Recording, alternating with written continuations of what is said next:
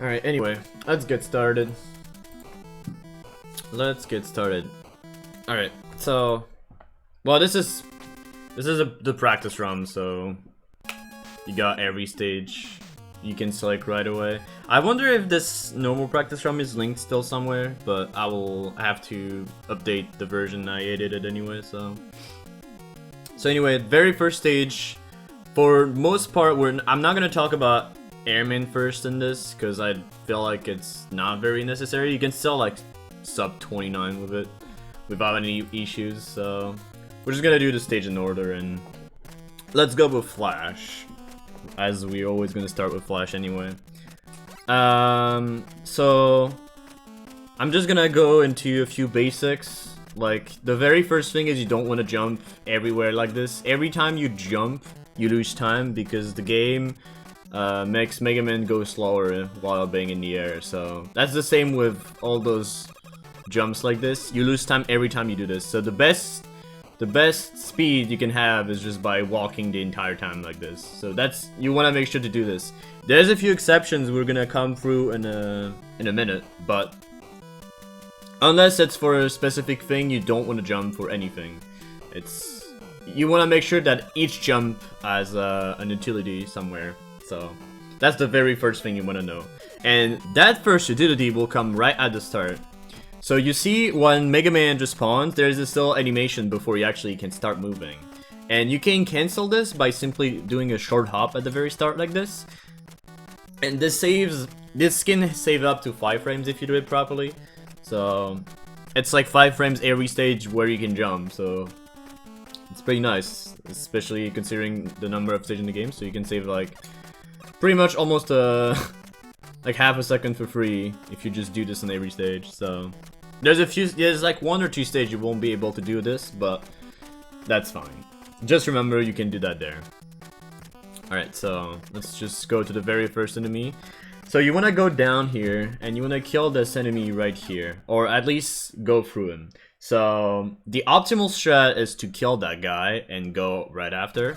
So ideally you want to stop around the middle. You don't want to like bonk this block and do this, because otherwise you will get hit. So ideally you want to stop mid-air and shoot 3 shots like this. That's like semi-optimal because I didn't jump here. One thing about this game is when you touch the floor and stop moving, the animation we saw at the start repeats again. So ideally when you stop moving, you wanna like jump again as you gain speed faster, basically. So you wanna do something like this. 3 shot, and on the 3rd shot you like jump. Then there's this guy. This guy control you pretty much every time if he wants to. So ideally you want to do some hops to make sure he does not troll you. You can do 3, like as soon as you see him spawn. So usually it's this guy that control you, not this guy, never mind what I'm talking about. This guy control you and shoot you there. So you want to be careful of that.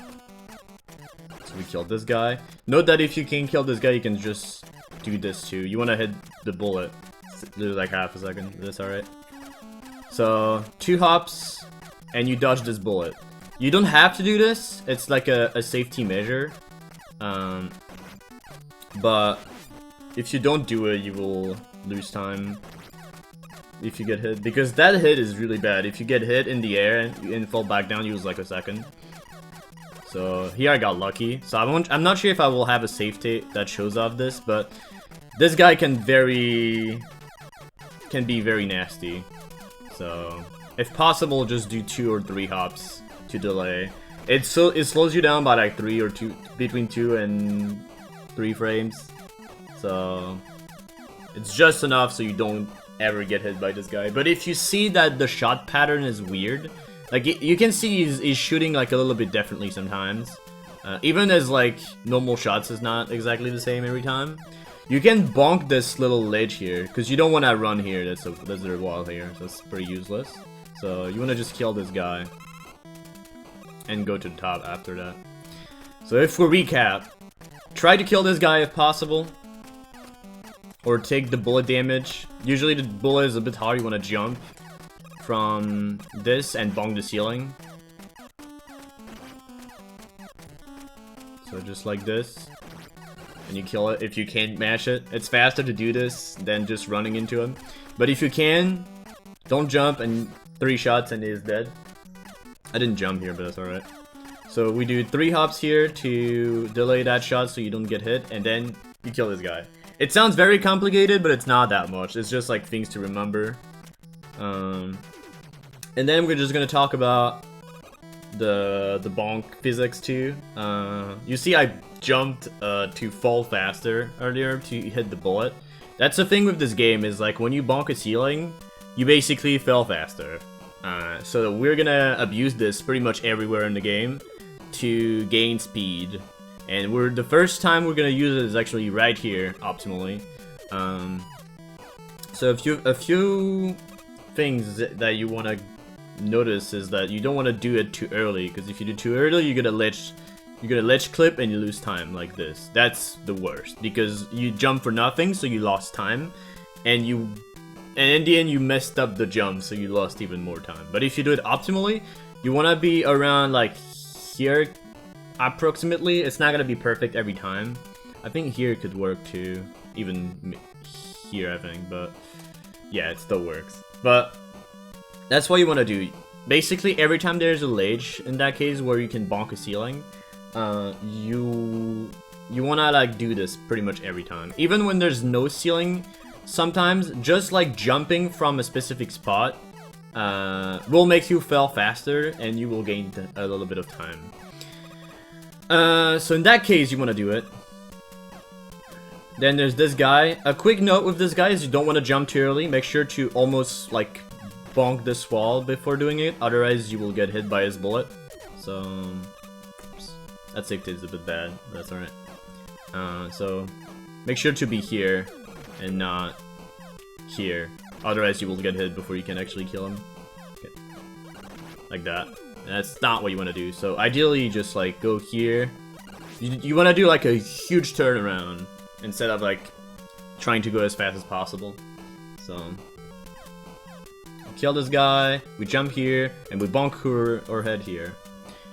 We want to deboost this guy. You don't want to do anything with it. So the optimal way, you don't want to run into him, because if you just run into him, you will get pushed backward by the ice physics of that stage. This is the only stage that has this physics too. I didn't notice, I noticed I actually got stuck earlier, but I didn't want to talk about it until here, because that's actually very likely to happen if you first play the game here. So you want to jump into him to cancel that physics again, basically. So you jump into him as late as possible, and you double jump. So bonk and 2 jump. That's the ideal strat. So small jump. That first jump is not necessary, you can just do this, but that's slower. So I do just do this and it's a bit faster. You see my time on the top right of this practice run, by the way. So you can see the difference between the strats. So let's do it again. Deboost into him and then double jump. Deboost, double jump. So the deboost is also a jump, by the way. You jump, double jump. There you go. Alright.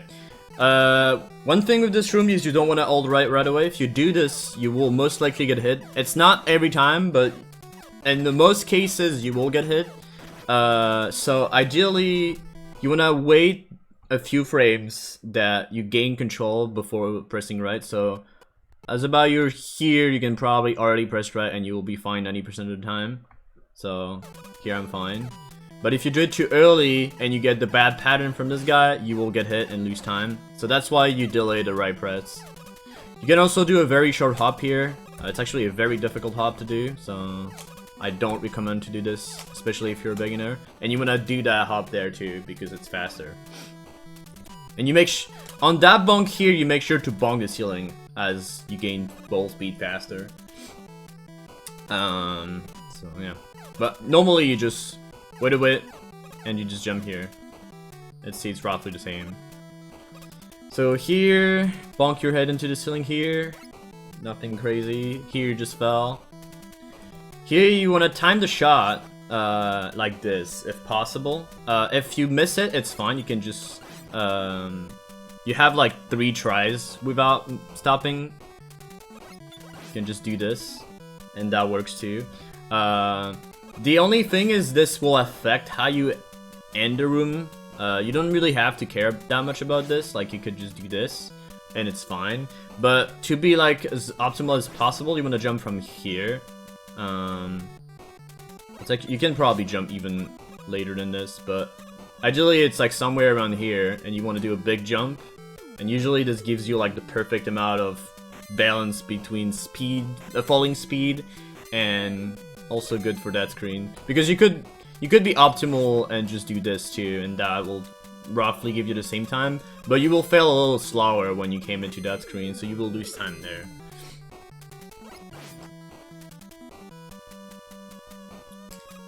So here, in that room, well, we can just do that again. So in that screen, you wanna hold right the entire time, but if you're scared of it, like if you feel uncomfortable with movement, you can just stop here and do a full jump.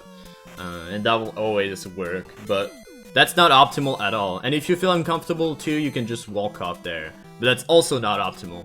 The optimal strategy is just hold left the entire time, do a short hop here, and you do a second short hop to the left as tiny as possible. Just like this, and that was actually too low there. Something like this. And you wanna, as soon as you reach the down hole here, you just hold right.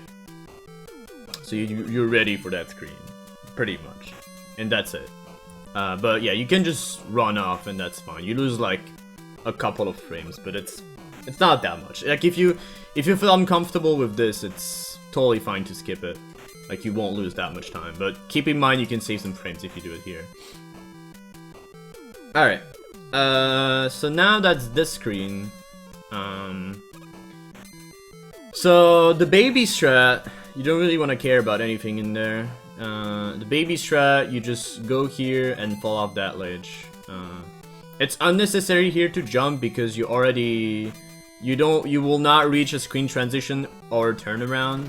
So you don't want to jump if that's the case here. So that's the baby strat. The optimal strat, you do 2 big jumps, and on this one you want to fall from that hole here. Between the 2 blocks. The reason why it's optimal is because you jump less and you gain frames from simply walking instead of jumping a few times. So it's only a few frames faster, but it's a neat time save, especially for a stage that straightforward as Splash. So feel free. You could be a little bit less optimal. You could just do it from this block too. Still save a few frames, so feel free to do it that way if you need, but keep in mind the optimal strat is you go from this to this. And that's it.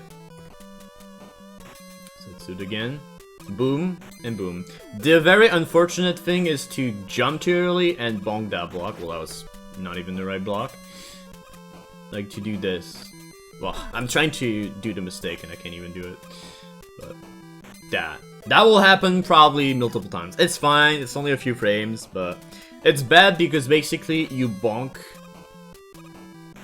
Like you will bonk that right block here. Actually, let me enable my cursor, it's not even enabled, but basically you will see Mega Man that will like bonk this block and you will lose frames for a few.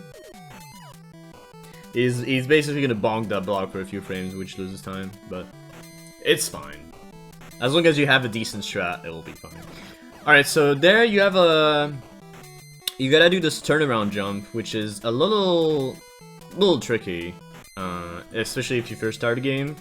But you don't have to be necessarily that scared of it, especially because you have way more time than you think. Because this guy hitbox is a bit generous, so even if you land here, he will not touch you until there. So you have like a lot of time to do it. So just turn around. If you miss it, it's fine. I just purposely missed it here. So you could see I have like a lot of time. Oh, I missed it. Boop, you can go again. Oh, I can go again. See, you have like a lot of time to get that jump. So, and you can do it pretty large too. You can just do this. Like you can do a lot. It's not that bad. This jump is really not hard. And then you want to do a short hop here. And that's pretty much all there is with Flash. Keep in mind that if you get caught into the ice physics, just jump and it will freeze you. It will freeze your XP like instantly.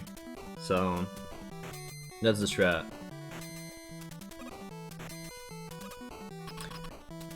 So that's pretty much all there is to Flash. I already talked a lot about Flash, but it's just Flash. There's like always like some tiny things to talk about, even though it's a very simple stage. Alright, and now there's this fight. There's like a lot of ways you can kill this guy. I will just go step by step. We'll go for the baby strats first and slowly go to the hard strats. But yeah, the baby strat, you just stay to the left here and you just wait. Just like that. Basically, that's the baby strat. It takes 7 shots to kill. So even if you hit him, like let's say I fail this strat and I get hit at some point or just miss a shot, just go here and you finish him. So it loses about a second if you're in that case, but as long as you don't go into massive disaster, it's fine. But with the baby strat, the optimal way is to not miss any shot and to finish him around here, which gives you a 346. And honestly, this strat is good for at least a long time. If you can do this optimally, that's already pretty good. But we can go a little bit faster by doing some wigglings and stuff, and you can get closer to him. So I will explain this in steps with the fast fight. So the fast fight, basically the fast fight, you wanna go double stairs. So you wanna like land on this stair here as far left as possible. Then you wanna stay at that spot and shot twice and go back and finish him. So I will just show it there and then we'll just go step by step. So the two shots, and you finish him with 3. I went slower because I wanted to explain. But that's basically the optimal way of killing him. It sounds complicated, but it's not too bad once you get the steps down. So there's 3 steps, as I said. The first step is the 2 shots, then the 2 shots here, and then the 3 shot to finish, which is the hardest part. So 2 shots, you wait, and you go again. It's gonna be hard to explain, so I'm gonna just ignore Flash for a second, so I can explain those steps because it's kind of hard to like explain while doing this because it goes a little fast. So yeah. So if you get hit here in that case, it's actually a little sad because you lose 1 frame because you get down, and we're really sad about losing a frame. But ideally, this is the optimal fight. So I'm gonna slow down my emulator so I can just go step by step. So you got the 2 first shots, as I said here. Then there's the 2 shots here, and then you do the wiggling backward for it. And that's it. It sounds really stupidly simple as an explanation, but that's honestly all there is to it. Like usually, if you play on emulator especially, that's what I used to learn this fight, is I started with like lower speed because it goes really fast. But once you understand the movement of it, it's mostly fine. I could try to record a movie for that fight just so I can slow down in time, but that you don't even have to go that fast. That's the thing people are like sometimes confused about, is that you don't have to go fast. It's like you wanna just keep a rhythm, and pretty much stay in the range of Flash's movement. Like if you look at the time I'm wiggling, I'm always aligned with Flashman. Like every time I'm always aligned with him, even when I wiggle. So I'm always correct when I shoot properly. So that's the thing you want to be good about. That's why you also like delay on the last phase. Well, see here I messed up because I was not on that stair here. So be on the left side. And you want to wait a little bit on the 5th shot. You don't want to go right away, and that's a mistake that a lot of people do, is they usually try to go really fast. And that's actually bad because you're closer to Flash, so the iframes will take a little longer to expire before you can shoot again. So that's why you delay like by a few frames before jumping backward.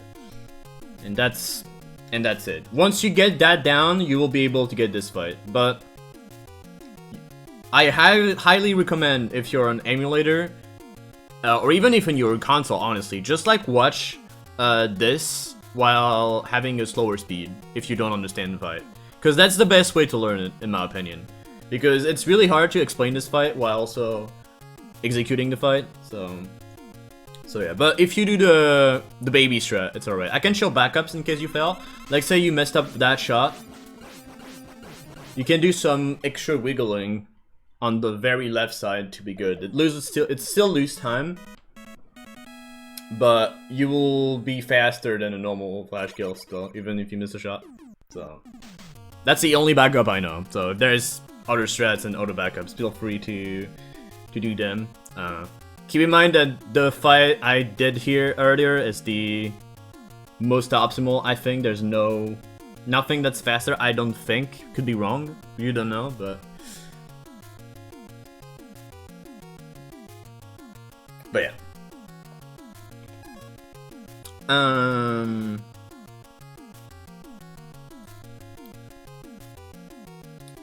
But yeah, so next you have Airman.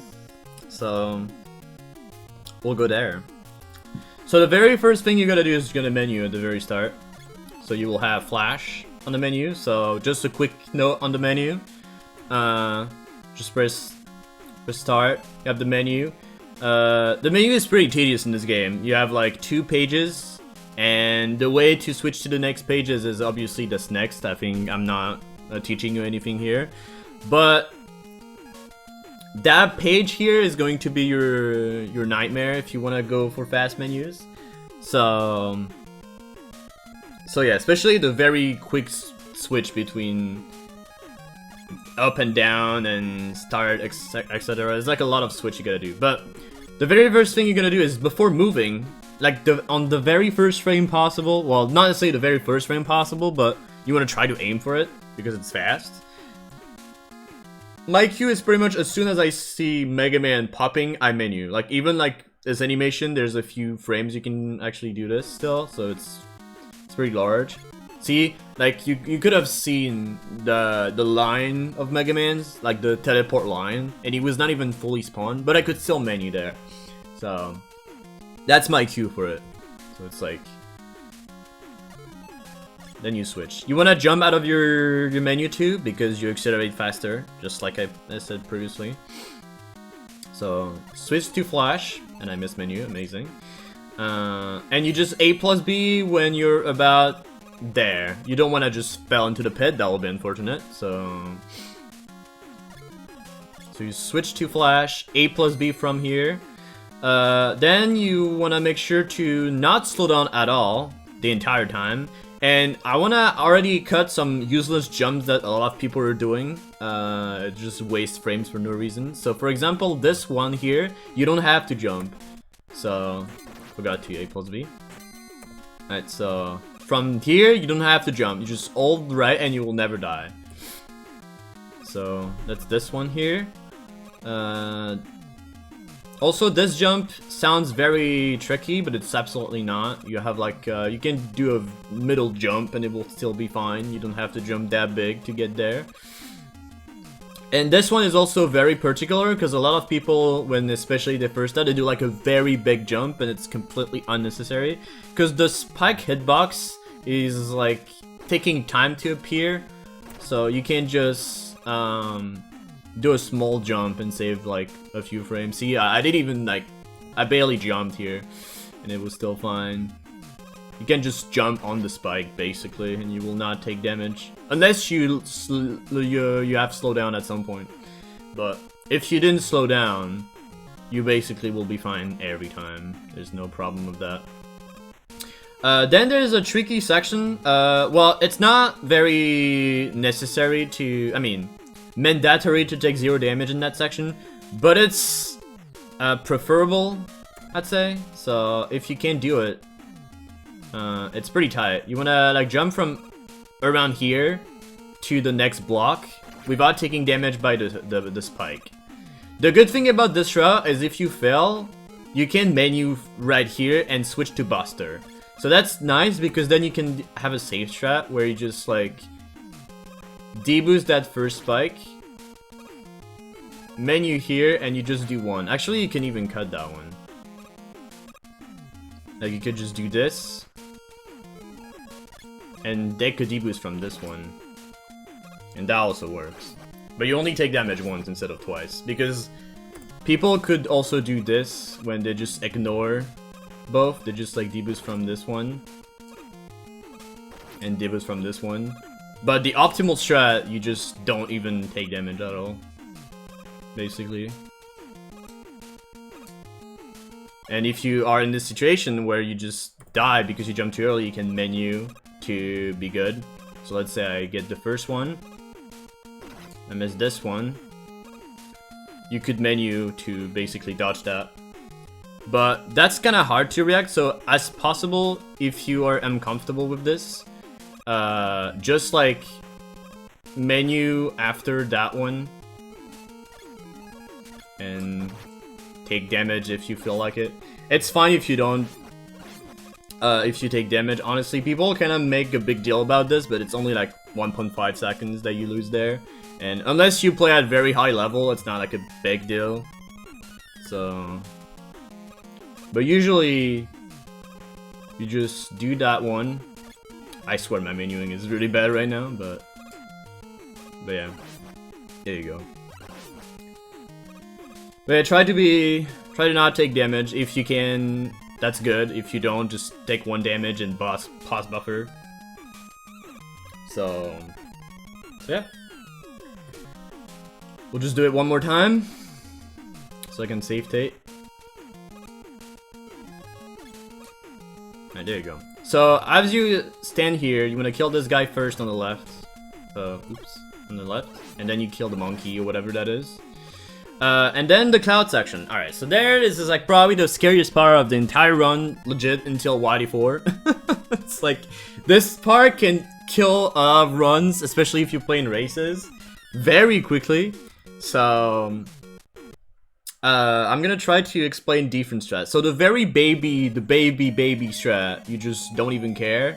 You just like stay here, kill this guy, way on the clouds. You just don't do anything, and it's totally fine. You lose a bunch of time, but you survive. That's already better than some people. But yeah, that's obviously really slow to do this, but yeah, so if you really don't want to deal with those, you can do that and jump from here. But that's obviously really slow, so we're gonna try to be a little bit optimal. So the ideal thing with this is you want to be kind of far to the right on the cloud. You see I kind of did it already on that strat here. It's mostly because the objective of this is you want to try to spawn the cloud earlier than they should be by jumping out of that cloud. And that's why we're staying on the far right side of it. Because then you will be able to spawn it even earlier than normal. So my cue for it is you see that section here. There's this third cloud here, and I'm trying to align Mega Man with it. So as soon as the cloud basically reaches it, I'm going like here, and it basically spawns it. So I go here, and I even despawn it. This is pretty optimal to despawn it, but it's not very ideal, especially in a race. But because it kind of screws up the timing, it's really hard to do. It's like frame perfect, so you gotta be really careful of that. Because it might be not a thing you will see often, so it could screw you up. Most of the time you will have to kill this guy, so that's why I'm being careful with that. But yeah, I'm going here, jump, and go backward. It's a full jump, by the way. You want to make sure to do a full jump. Ooh, that's very far. Boom, there you go. And I miss it up. You don't want to do this. You want to make sure to shot twice. So don't be stupid. You can do some shenanigans here, but it's not very ideal. So then we're doing the same thing. I'm doing some small tap to the right as I'm going on this cloud. And then you want to wait that Mega Man is like almost fully inside the cloud. And then you just jump back. You just do the same thing, basically. You full jump to the right and go backward to spawn the cloud. Just like this. And now, from here, there's two strats you can do. I'm gonna save it from here. The baby strat, you just go backward and do that. That's actually not what I wanted to do.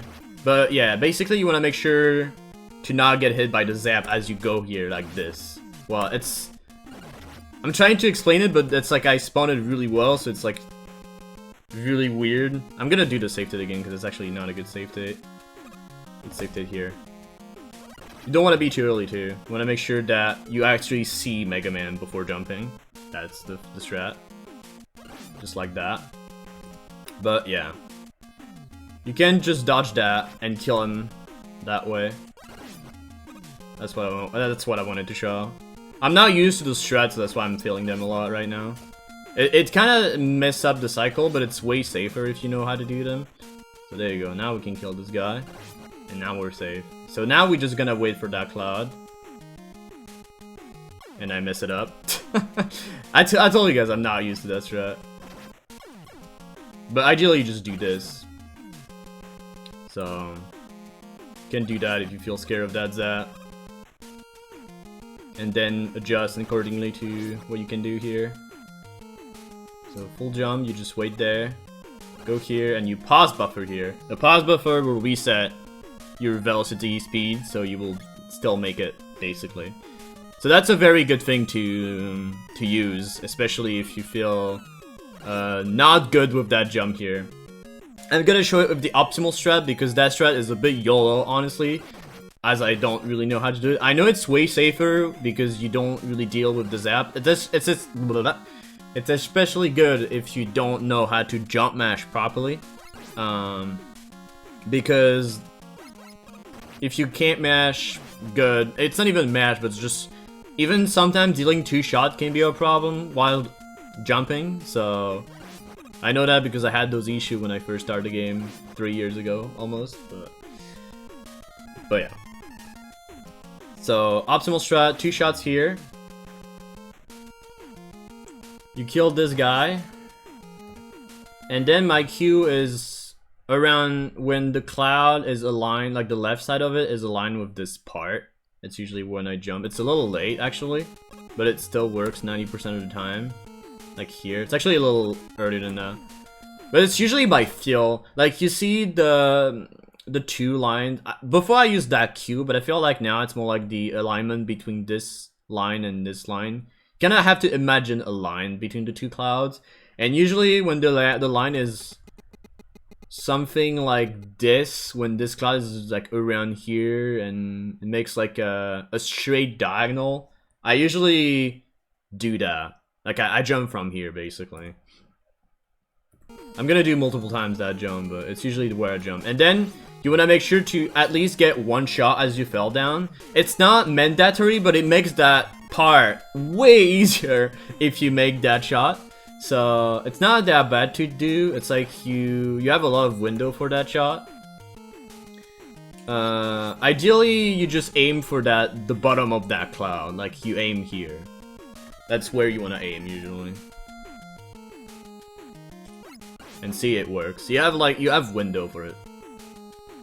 And then you don't want to stop walking. That's the thing. You just keep walking on that cloud, and you go there on this cloud. And the safe strat, quote unquote, well, if you miss, you either take damage or try to save yourself. It's rare, but it can happen. You won't die if you just do this normally. But that kind of messed up your strat. So if you messed up that shot, you just do this and you pause buffer and you will make it. But if you don't mess up, you just do this and you do that. And that will work. It's a bit scary. It takes time to get used to. But once you're used to it, you will almost never die to it. Almost. I want to mention the almost never. But yeah. The very dumb optimal strat is to do a hop on that cloud, the last one. Because you see that specific cloud, I went too fast. You see that cloud, like, you're slow on it. Like, you're kind of slow because that cloud goes backward a lot. So, the ideal strat is to hop on that cloud, so you gain some time. And if possible, if you can aim for that bird, it's also a bit optimal too, because you don't have to do an extra jump to kill it. Well, I didn't even jump. But you can also, not jumping in time. There you go. So you wanna aim around that. It's gonna be hard to, like, you see where that bird is. You wanna aim for this cloud, like this little. Imagine like a square. Imagine if that's like a big tile here. That's what I aim for that bird here. And what it does is, because that first bird is now going to spawn, so then you can just keep walking a bit more, and it saves like 1 or 2 frames because you don't have to jump to kill the egg afterward. It's very minor, but it's just like a neat time save if you can do it. So let's do it optimally. Hop, kill the bird. I missed it. And if you miss it, you just kill the egg and it's totally fine. You just like lose like 1 or 2 frames, but you know, it's a nice time save if you can do it. So like any frames is good to count. It doesn't cost you anything. I missed it. Whatever. Move on. So there's gonna be a bird here. Just kill it too. You don't want to jump. You don't have to jump that big too. You don't want to do like something like this. It's totally unnecessary. Just do a small hop and you just do this. It's fine. And that's the last one. If you play that optimally, this will be the last one. And then you want to be prepared for the big jump. So boom. Boom. And then, as I'm about to get sucked by the cloud, like, kinda here, I just do a big jump. You can jump a little bit earlier from here, that also will work. As you see Mega Man going into the screen transition, you wanna hold left too. Make sure of doing that. Like, see, I'm holding left here. So that's too early here. There you go. So I think I made my save state. Yeah, I did. So make sure to hold left as you do the transition, because then you will otherwise you will land here instead of like here. So that's important. It saves like 10 frames or something. So this room is a bit more tricky than it looks like, especially to do optimally, because you will fail this jump a lot, especially if you hold left early. Sorry. That's what you want to do, something like that. But the baby strat, you just like land on that block and do this. That's the baby strat. It loses a bit because you bonk that block here. But that's basically baby strat. The optimal strat, you do 2 hops, and you want to make sure that the second one is somewhat big, so you don't ledge clip that block here. That'd be kind of unfortunate. And you just hop, do a very short hop at the end so you gain full speed faster. So I miss it here, jump too small. Just like that. But yeah. That's the plan. Because otherwise you go there and it's kind of dumb. Alright. And there is the next section. So, baby strat here, you just deboost. So, big jump, and you do a hop afterward. That hop game speeds faster. That's all there is to it. So, boom, short hop. I missed it. Let's do it again. I jumped too early. There you go. Big hop, short hop, and you big hop again. So that's a safe shot. It loses about 1.6 or something because you take damage twice. There's a slightly faster strat you can actually do. If you can only deboost once, basically. You deboost on this one. You can ledge jump. This is a 4 pixel window and it's not pixel perfect like people think it is. So you have a 4 pixel window to land on this. So you don't have... You can make a full jump from here or something to basically time that. I don't really like this because it's... You can basically, yeah, like from here, you can time that jump so you don't ever slow down while you do it. But it's kind of rough, in my opinion, so you just like try to just adjust accordingly to this. It's probably better. It's a bit slower, but it's just safer that way, and you lose like almost nothing by doing it, so it's totally fine. So, short jump here on this ledge, and you bonk the second spike at the middle, like this. So what it does is it despawn that spike here. So it basically makes this section 1 boost only instead of 2.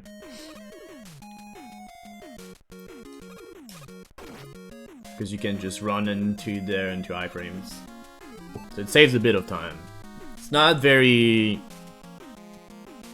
It's not like insanely fast, but it's still faster than just double deboost. And obviously the optimal strat, you want to just ledge jump all of those. I missed the last one, but yeah, that's even if you want to be quite fast to be worth it, honestly. So yeah, especially if you do flash first, this is pretty unnecessary to do those. I'd probably recommend to do that strat just shown, like this one. It's probably, if you do flash first, it's like probably the one that's worth it as a grind, especially if you feel scared of those ledge jumps. They're not too bad once you get used to them. As I said, it's a 4 pixel window, especially that first one. But when you first start, what you want to do anyway, just like deboost. Like you just jump, boost, and you just go. Alright, so then there's the fan section. So there's the first here, 3 shots and he's dead. Make sure to not shoot too early, because otherwise well, your shots just don't spawn, so be careful of that. So I usually jump from here. I just like jump, full jump there, and I kill this guy because this guy is slow, and then yeah, you wanna kill this guy as soon as possible. So boom, 3 shots. You can shot quite low. You don't have to do a big jump, but it's usually ideal, because you can kill him easier by doing a full jump. But if your match is really good, you don't even have to care. Just do this and it's fine. There's gonna be a bird here if you didn't slow down. That bird, it might be different depending on how fast you kill this guy. Let's say I just do this. The bird is gonna spawn a little earlier, I think, so you gotta be careful. It's maybe not that first one actually, but the second one, that's gonna be a difference, so you gotta be careful of that. So bird here, yeah, it's the same. So I think it's only in the second one that it actually matters. So, boom, kill the bird. Here there's a safe strat where you can just flip the bird, but it's actually slower than normal. It's faster and difficult because the fan guys are taking more shots to kill. But in normal, since you can kill them in 1 jump, it's actually slower to flip the bird. But I'm not even sure where the Q exactly is because I don't even do that strat. But yeah, there you go. So you flip the bird, you kill the first fan guy, and it basically despawned that one. That's the plan of the strat. The good thing about this is you can dodge that impossible drop here if you get one. The very problem of this version too is it drops way more than the Japanese one, or the difficult one. So that's the thing. But normally from this block I shot 3 to kill this guy. I really recommend to do the bird strat if you don't mash fast for this. You can actually use it to despawn this guy instead, if you wait long enough. Not just like I did. It will eventually despawn, but it's like, nobody does this, to be honest, because you can kill this guy quite easily, even with a few jumps.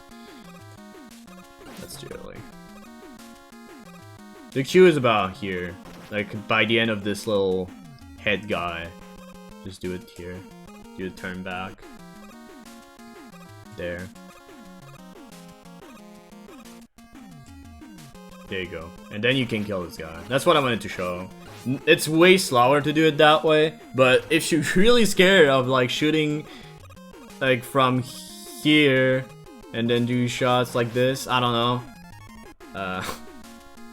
This could be a thing. Otherwise, if you don't do that turn back, the bird is gonna be here every time if you didn't slow down. So boom. And then I just shot 3 from this. So I will do it without slow down because it messed up the bird. So 3 shots. And then there's gonna be the bird here. So you gotta be careful of that. Boom. 3 shots. Bird. And the last one is here. We kill him. The bird's gonna be here. Then we don't jump out of that ledge, it's not useful. You just can run out of it. The bird's gonna be here. And if you're slow, or that might happen a lot, especially when you first start. After you killed that bird, there's mostly a bird that's gonna be here. So I'd advise you to always shoot 1 or 2 shots as you fell down from that ledge here. Because you never know what's gonna happen. I mean, you can know, it's just if you're slow, basically this bird will spawn. Alright, so Airman. There's a lot to talk about Airman. This guy has 5 patterns. Ideally, you want to get a pattern where it's possible to get shots on him, like, pretty much every time. So, the pattern we just got here is the second best pattern, because you can shoot 1 or 2 shots, and you can jump out of that first tornado, basically. But it's gonna be hard for me to get all the patterns, so we're just gonna go through the good ones. So that's the good pattern. Ideally, every time what I do, I just try to get 2 shots out of him every time. That's why you see me doing those 2 hop shots at the very start. I missed both there. That's a very hard pattern to get those shots. But ideally, you aim for... Like, you see those blocks on the left here? If that can help you as a cue, I try to do, like, slightly above that second block. Like, around here. But if you don't really care about this, you just try to do this, and you just try to shoot under the tornadoes, and just try to kill him before he actually goes to the right. To the left, sorry. But, to be optimal, yeah, you want to try to get a few shots. The key to this fight is to take damage at the right time on the tornadoes, like from this one, for example. What it does is it basically cancels the pushing animation of Airman. So you can get to him faster. So on the second cycle, you will be closer to him. And you can deal shots faster. Also, you don't have to mash. That's the thing a lot of people do, and it's actually not good. Don't mash this guy. You can slowly mash if you want, but never, like, do that. That's so bad. Like, because the problem is if you miss, the shots are gonna take time to despawn, and you may not even get all the shots even if you mash, for the simple reason that they're most likely gonna go in iframes anyway, so you will be slower on average. So... never just mash this guy. It's bad. So... something like that is actually fine. Ideally, you want to get a 2 cycle. There's one pattern that's better than all the others. I'm gonna try to show different patterns because this one is pretty easy. Let's see if this one's bad or not. There's 5 different patterns you can get, so that's the same pattern. So we're just gonna try to get different ones. So that's the God pattern. That's the god pattern for 2 reasons, because in refights, we'll see later, we can basically one-cycle him in refight. So that's one of the reasons why it's called the god pattern. And the second one, it's called the god pattern. It's the only pattern, I think, where it's somewhat fine to get a 6 shots in the very first cycle. It's hard, but it's possible. That's why it's called the god pattern, because the 2 shots we do at the starts are very likely to hit if they're properly landed. And then you want to hit that tornado, the last one. Like that tornado here. Just like that. That's the tornado you want to aim for. So that's the 2 good patterns. For the bad patterns, I might have time. It's like a lot of time to go through them, so I won't do them here, unfortunately. But the 2 good patterns, ideally, like this one's in particular, is the best possible outcome is to get 6 shots out of it. But it's hard. If you get 5, that's totally good. That's a very good fight, for example, right there. A thing to notice too about this fight is, as you can see, in between the transition of the 2 patterns, I also try to shoot him. Like, I don't mash him, I just try to shoot him, because if you know all the patterns, you know like approximately where the tornadoes are going to be anyway. So they're most likely going to hit if you get a good pattern. So that's why you can, like, even if you miss few shots, like in between the patterns, see, I still shoot a bit. Just in case I get a good pattern and it will land maybe and get 1 extra shot. But yeah. Ideally, 2 cycle, it's good. If you get 3, it's most likely because you either messed up or you got a bad pattern. And that's all there is to it. I won't show off all the patterns because there's too much. This fight takes a lot of time to get good at, honestly. So if you struggle with it, it's fine. Just if you can get 2 cycle, it's usually what you want to get. So be happy with 2 cycle, and you can blame the game if you got like 3 cycle. That's pretty much all there is to it. Yeah, and I think that's it for Airman. It's already been an hour, so almost. So yeah. All right, let's go with Quickman now. So very first thing you want to do, you want to jump out of that ledge right here. Again, saves a few frames for reasons I can show you off right there. So we get, if you just jump out of here, you get 113, and if you don't jump and just walk off the ledge, you get 119. So you lose a few frames. So you're gonna jump out of this to gain frames. Here, just walk off there and jump. You don't wanna do a big jump like this. It's kinda unnecessary and you will lose time. It's safe, but you can just do a middle jump and it will be totally fine too. So yeah. Walk off, middle jump. You don't want to jump too early as well, because you will do that otherwise, so be careful with that. Jump kind of late on this one. Then nothing here, you just walk off, and on this one you want to jump off. So boom, and you jump off that one too. So jump off, jump off. On that screen, you want to intentionally do a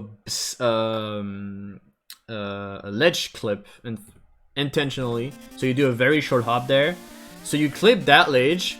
So then you avoid clipping that ledge here. So you keep the falling speed. Because if you like ledge clip here instead, you basically lose more speed. So that's bad. I can show you what happens if you do it. So let's say I do a short hop to miss this. I will clip that ledge and lose all my speed that I just got. So it's not good. And also, if you do this, you want to make sure to not hold left if you clip that, because otherwise you will die from that laser. Here I did it right, so it was fine, but let's say I just jump big and I clip that ledge here. Don't hold left here, because you will die from that laser. So be careful with that if you messed up. But yeah, small hop, clip that ledge, and then you can just basically stop holding right up until that screen. You wanna hold right on that screen for the simple reason that you will be further right if you held right on that screen, because here there's a little hole and you will get pushed a little bit to the right. It's a very minor time save, but you will see that if I just hold right, like I'm here, if I don't hold anything, I mean I'm here, and if I hold right, I'm here. So it's a very minor difference, but it is a difference. Alright, for that screen, this is a little mashy screen. Those guys takes 5 shots to kill in normal. So there's few strats you can use. You can use a buffer shot and then 3 shots. That's actually 2 buffer shots, but the second one is not even a time loss. The first one you do is an extra jump every time, so that's why it's a time loss. So as soon as the screen turns black, I usually shoot an extra. So here, and then 3 shots. The ideal strat, you wait and 4 shots. That's the optimal strat. I mean optimal. There's a bunch of optimal strats, honestly. As long as you don't slow down, basically, you're good. But yeah, the baby strat, 1 shot. And if you miss it, that's kind of bad. So you may want to slow down if that's the case, if your mesh is not good. So 1, 2, and the 3 next there. This one's kind of easy to kill the next one. So 1, 4, and it's quite easy to kill that one. So it's 5 shot, but you can get 2 out of that one. You can get, actually you can get 4, I think, on that one. But that safety is kind of bad. I got 3 here. If you get 1, that's kind of bad, but ideally it's fine to get that. Yeah, there you go. This one will not be a problem normally. This one is even easier. You have like way more time. You have all this time, and you can get there. I mean, it's free. This one's very easy. You won't ever take damage this one. Then you will be in the black for a bit. So you wanna time your shot, your jump, not your shot. Because you will see that if you keep walking, at some point you will stop moving, and you will have to jump to be good, and the lights will come back. It's usually, I don't have like a proper cue. It's honestly a feeling. It's like I just count 1, 2, 3, and I jump. So as soon as I kill this guy, 1, 2, 3, and I jump. See, it was too early here because I didn't wait at the screen. I usually, my cue is the screen turns fully black, and then I start counting. 1, 2, 3, and it's good. It's usually what I do, so try to find what's good for you. You will see it on a practice run, because anyway, if you practice on it, you will see that mostly you will be around 1x if it's good, and if it's not, like let's say I'm super late, I'm not even counting here, so I probably jumped late. It will be bad anyway here. So yeah, C56. I was way late here. So if you get 1x, it means your Q is good. 1, 2, 3. There you go. And jump up that ledge, obviously. That was actually a little late there. One thing about this is you don't wanna go to the left. Oh, oops, I forgot to mash. Alright, so here you wanna be on the right and stay on it until you reach that screen. So then you can hold right, left. As the transition start, you can left. The reason why is because for this laser screen, if you just be here, you're gonna fall down in this hall, and this will make the screen slower, and this will make harder the laser skip. So make sure to be on the right side, then you can hold left, and that will be quite easy to get it. I didn't even do any jumps. If you wanna be a bit more optimal on that screen, you jump out of that one and you jump out of this one. It saves a few frames. So jump, jump. I jumped too early here, and I still saved 2 frames from that one. So yeah. So next screen. So anyway, here just exactly take the path I take. I'm not gonna explain the path, but you are. I think you can just copy that path and you won't have trouble. Just copy exactly what I do. on that path, so do that. You don't jump out of this one. Small hop out of that one. Nothing here. Small hop here and hop here. This screen is tricky. If you don't do anything, you will land here and you will most likely die. So you want to hold left and then hold right. So that's the baby strat. But if you hold left too long, you will die. So you want to make sure to not hold it too long. Like about here, it's totally fine. Just like this. The optimal strat, you want to hit this. You want to do a wiggle like a left-right. You're going so fast that even if you press left any moment on that screen and you held right, it's fine, you're never gonna hit. You wanna just be super fast on your left press, like this. And even by trying to go for the one up here, I still miss it. It's so hard to get it if you don't press left for too long. So I got it here, but you don't want to do this, obviously. If you held left long enough, you will never hit this. Like, you want to be very short on it to get it. If you do this, it's totally fine. You could also just do this too, and it will be fine. You will lose a little bit of frames on that screen, but it's totally fine. Alright, so just walk off, jump. You can jump out of this one too. It's not. This one is probably the easiest of all the jumps. So if you feel fancy, you can do that one. You have like a lot of window to do this one, to be honest. So, but this jump needs to be short to save time because otherwise you lose time. So short hop, and you jump out of that one. So this room, you basically walk off this one. You always will get hit by the bullet, and you jump off as soon as you gain control. Gain speed faster. Jump, big jump, and small jump. And then you will be good. So that's the normal strat, pretty much, with this. You can mash that guy, but that's kinda hard. You wanna land pretty much all 3 shots to be good in this, I feel like. And then you get a D-boost on the right, so it saves a few frames. It's at like 20 frames. If you can do it, cool. I don't recommend doing it though, but if you mesh pretty well, it's a free time save for you, so go for it. But if your mesh is pretty cheeky, don't go for it. Just do that and it's totally free. Big jump and small jump. And Quickman is done.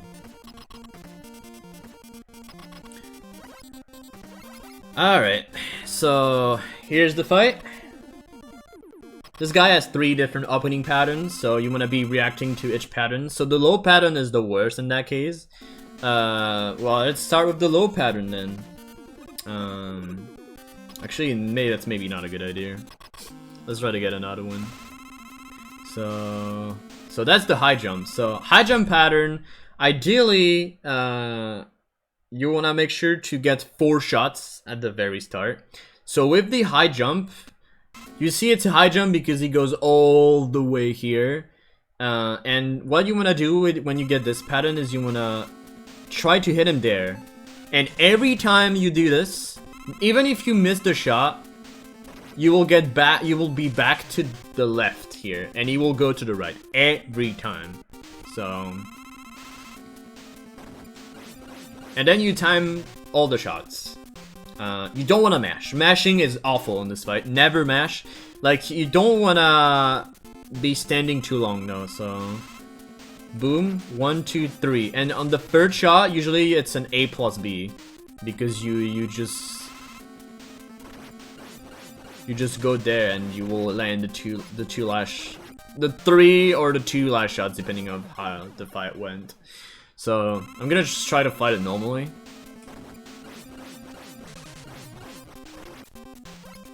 So, it was kind of messy here at the end, but usually if you get the opening correctly, you're good.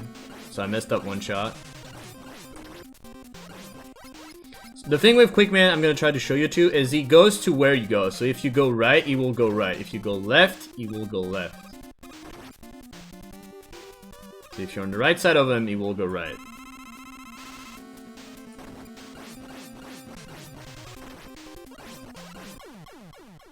Like, for example, I was to the right, so he went to the right when he rushed. A thing, too, with Quickman is he can't do more than 3 jumps in a row. That means if he did 3 jumps, so that's 1, 2, 3, it was gonna rush. He can't do more than 3 jumps. So you know that if he did 3 jumps, it will rush you in the next action he does. So that's a thing to know about too. So it's a pretty tricky fight. It takes practice. Try to react to what he does. I'm a bit rusty, honestly, too, because I haven't played this in a bit. But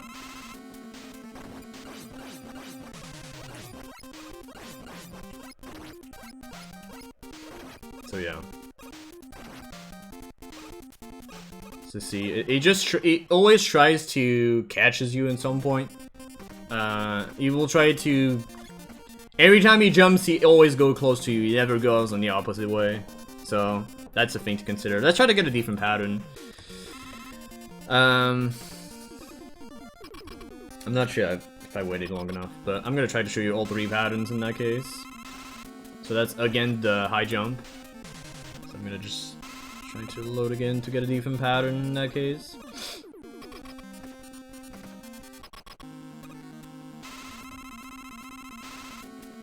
That's again a high jump. I messed up the last shot, but that was decent, but not the best because I messed up the last shot. But ideally, it's what you want to get. It's like it's always even. I'm just trying to get a different pattern so I can show that my theory is correct, but I can't get another one. All right, so that's the low jump. So that's the worst pattern you can get. It's in theory the fastest pattern, but most of the time it won't do what you want to do. So it was really fast because I got really lucky in that case here, but that never happens. It's not 100%. So the thing with the low pattern is it's very hard to react to. You don't want to move with that pattern because it won't touches you anyway if you jump, and especially if he does a big jump afterward, it won't hit you. But ideally, you want to try to manipulate him to be stuck somewhere. So he can either get stuck here or he can get stuck here. And you don't want to be in that case where you're into him too. That's the thing with the low pattern that's really hard to dodge and avoid. So here we'll be stuck here. But the thing is the hitbox is too large, so I'm like in trouble there. But that pattern sucks. Like this is the pattern you don't want to see. I advise you to practice this pattern and try to survive it, because that one is just on reaction, honestly. A thing to not do is, I saw a lot of people just try to just stay there and do that. Like, try to be more, like, trying to move a bit more and do more wiggle shots. Because that's something that will not help you if you just stay there and do something like this. Like, a lot of people just will stay like this, and that will not be useful in any case 90% of the time, and you may die like I did here. You just don't want to just stay here and mash, or like do a small mash. That's not good. So, let's see if I get a different pattern this time, that'd be cool. I can't get another pattern. I'm trying to get the best pattern, so I can show you the very easy 4-hit pattern, but I can't get it. Oh my god, are you kidding me? This is getting ridiculous. This game hates me every time. Alright, that should be maybe a good one this time. Damn, I might skip this because I can't get the pattern. That's just kind of dumb.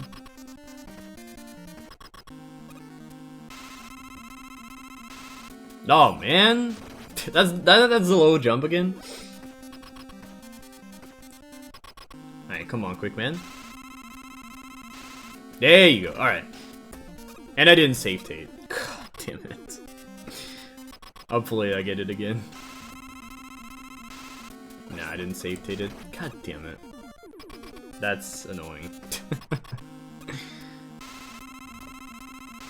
Alright, there you go. So with that pattern, you don't even have to move. That's the thing. So You see it because like that's the highest point he can go, pretty much. Like around, you see those two things in the background. That's pretty much where he stands when he does the jump. But you can see it by how fast he goes there, because when he does the high jump, he goes quite fast to there. When he does that jump, is he kind of jumps slowly.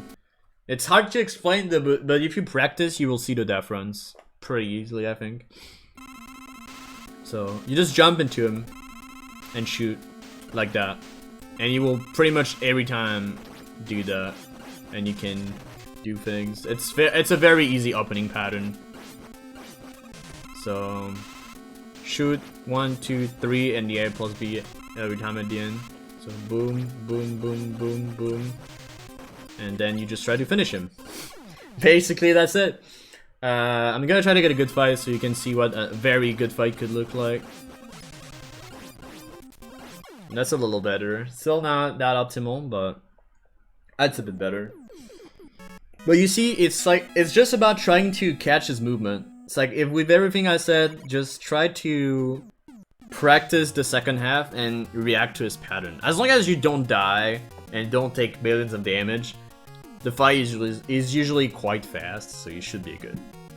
Alright, and I think that's it for Quick Man. Alright, so now that we passed the 3 annoying stages, we're kind of safe for a bit. Let's go with Metal Man. So this is one of the only stage you don't want to jump out of that, out of the first menu you gotta do, because there's the conveyor. The conveyor boosts you forward, so you don't want to jump, otherwise you will lose time. Simple. So very first menu, you may need to flash, and then you want to just A plus B and do a jump here. The jump is because you will notice that if you, after the menu, if you A plus B and don't, you see that I get, if I don't jump, I get frozen for a bit, and now I don't have enough time to get into this conveyor because I didn't jump. There's some kind of a safer strat. If you feel uncomfortable, you can do this with that jump. And normally that will give you just enough time to go under. Wow, I messed up my jump, amazing. But so instead of doing the A plus B, you do the B input right here. And normally you have barely enough time to get under. Yeah, see, it's fine. The optimal strat with this is you want to A plus B as you about to get here, and you want to jump, as I said, so you cancel that little frozen animation, I don't know. And then you get the optimal conveyor speed. You also make sure to don't do a big jump at the very end, otherwise you get hit by the crusher. It looks close, but since it's not, there's no variance here, it will be always the same timing. So it's just about to get used to that. It's really not that bad. And depending on how you feel, you can just be safer on it. Like you can just delay a bit the B press. And it loses time for one reason, is you don't get the full conveyor speed here. See, I was still, like, as I was reaching the conveyor, I didn't had the, I was still on flash, so I didn't got all the conveyor speed. So that's where the optimization came from with this strat, is that you actually flash at the perfect time, so that if you just do the jumps properly, you land every time on the very first frame possible of the conveyor with the boost. So then the very next strat is this jump. If you do a full jump, you will not make it. So that's why we're gonna use a menu strat here, and we want to menu to item 2, because that's what we're going to use later in the stage. And this is the perfect place to do it, because with that menu, you reset the velocity speed, and you can dodge that screw here. That's the point of the strat. So you don't want to do it too late, because if you do it too late like this, you will not have enough time. So you want to be quite early, like there. That's fine. The later you are actually with this menu, the faster, but the risk is higher, because then you might get hit by the screw. So I advise you to be quite early with this menu, so then you have a safe landing here. So yeah. So then, if you did that strat properly, You have to do this because otherwise the screw patterns is going to be different. That's why this strat is really important to you. You really don't want to mess up. So the screw is always going to be here and there's going to be one here. This jump could be a little tight, but it should be fine. That jump here. This jump is a bit scary when you first start the game, but it's not that bad. You just don't want to jump early, that's it. The hitbox is quite generous of this too, so it's not like a big square. It's just see, like I'm literally like into it, I'm not taking damage there. Then as you go to the conveyor, there's gonna be 2 more screws you're gonna have to jump out of it. So there's gonna be one here and there's gonna be one here. So then there's 2 ways you can handle that section. This is a very annoying section because it's a mashing jump section, but it's not like just fast mashing, it's like rhythm mashing when you want to keep a consistent mash while jumping on the conveyor, because like if you don't jump, this is what it will look like. So that's obviously not what you want to do. So that's why we're gonna have to jump to cancel the conveyor and slowly just get there with the jumps. The problem with this strat is you have to be very consistent with your mash, because every presses you're gonna do too early or too late, you may land on the conveyor again, and you will have this kind of situation that if you try to go too fast, see, it's like sometimes I'm getting a good rhythm and sometimes I don't.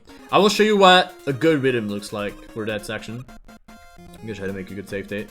So what I do to set up myself to be good is I do a short hop also here, and with the floatiness of the game I kind of land perfectly in this spot here, so my first jump is always good, and then I mash like this.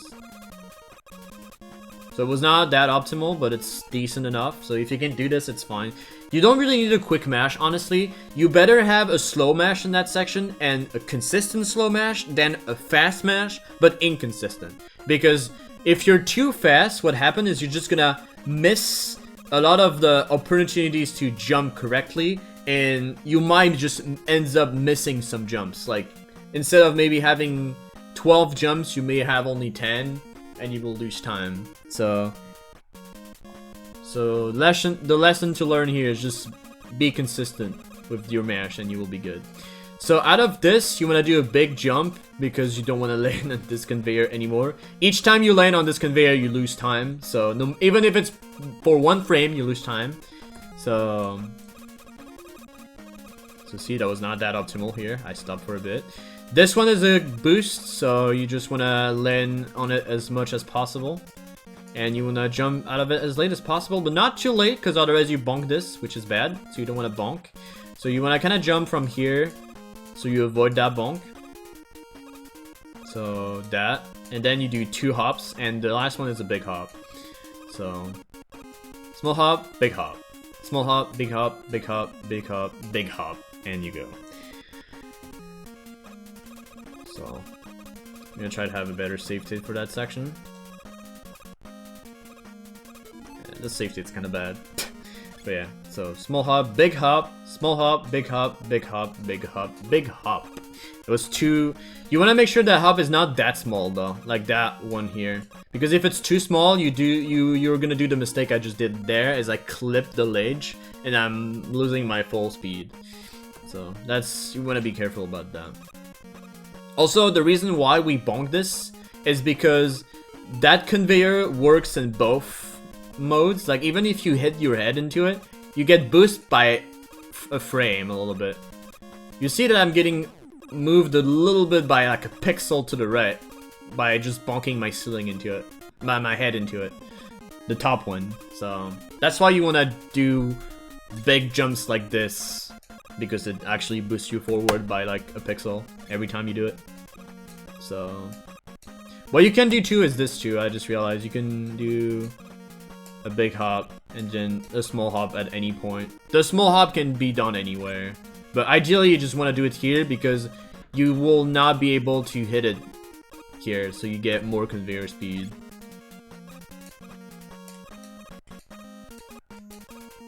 See, that was too small here. But the optimal strat is not even this. You want to use item 2. Because item 2 gives you a boost. So if you do this, and you walk on it, and then jump out of the item 2, it will give you speed as you walk on it without slowing down, slowing. Oh my god, I can't even talk. Basically, you don't get slowed down by the conveyor if you are on the item 2, so that's a good thing. So just place it here. You don't wanna get hit by the clip though, because if you clip, you will lose a tick, and that's very bad. So you don't want to lose a tick. But yeah, that strat is optional though. The normal strat, you do what I said, middle jump, and you just hop to the end, and that's totally fine. That hop is nice if you can do it small and still make it, because it gives you like a very good jump, like a clean jump. Because the thing is, if you jump too late, you don't want to like bonk this green wall too much. And that's what you want to avoid by jumping earlier. And that's why it's faster, because then you start falling earlier, basically. So here that was kind of bad. I bonked the green wall. So yeah, that's what you want to avoid. That's good. All right. Nothing to talk about the screen. Just all the, I forgot to tell you, but all the left in the transition, so you can bonk this wall and you get like pretty much the optimal speed. And just jump out of that. So right here, like as you're about to reach this green wall, just jump in the ceiling. So here we're also gonna do big jumps. Mostly because if you do this, you actually lose time for the simple reason that it actually loses time because you get more jumps on the conveyor, and each time you are on the conveyor, you lose time here. So you do big jumps to just reduce the amount of jump you get in the conveyor. And that also gives you a nice setup for the clown skip here, because you will see that this clown, the second one, is gonna be in your way, kinda. So if you jump bad, you will hit the clown. Keep in mind that if you hit the clown, it's not the end of the word, but it does lose you time. So if you do this, make sure to jump as soon as possible to regain control faster, because if you take damage that way, you will get boost backward and you may fall even like worse. Like say I do a bad jump, do this. Like try to take control, because this one is the backward speed one. So if you don't jump afterward, you will lose even more time. So make sure to jump on the next conveyor ASAP. Otherwise you're just gonna have a huge issue with time. But the setup, so you want to do big jumps every time. So full jump, and 2 small hops.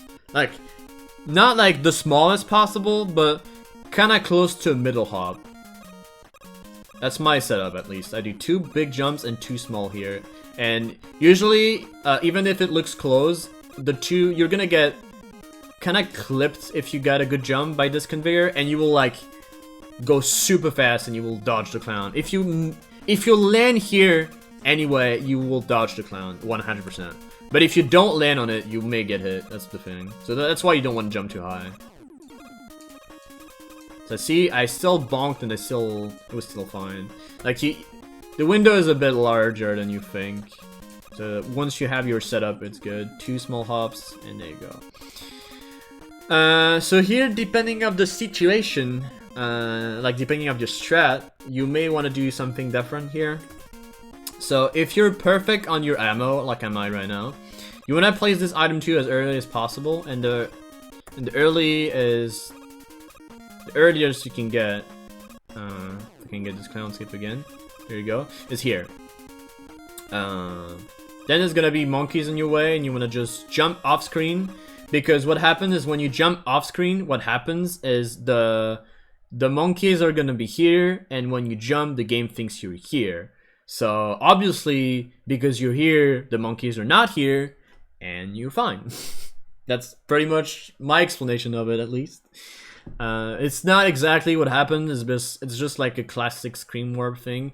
But that's also why, for example, if you place that item too high, it will despawn because there's blocks down there. So let me make a quick save state right here. So if I place it too high, the item will instantly despawn as it reaches the green section. I'm gonna try to place it like very stupidly high. Like that's way too high here. So you will see that as soon as the item reaches this part, it will despawn because it considered this as a wall, the item I mean. So it will despawn. See, it just disappeared. I took damage because I didn't jump and out of the item to skip the monkey, but you see the point. You don't want to be too high. So ideally, but you don't want to be too low either, because if you're too low, you will have a hard time trying to get the monkey skip.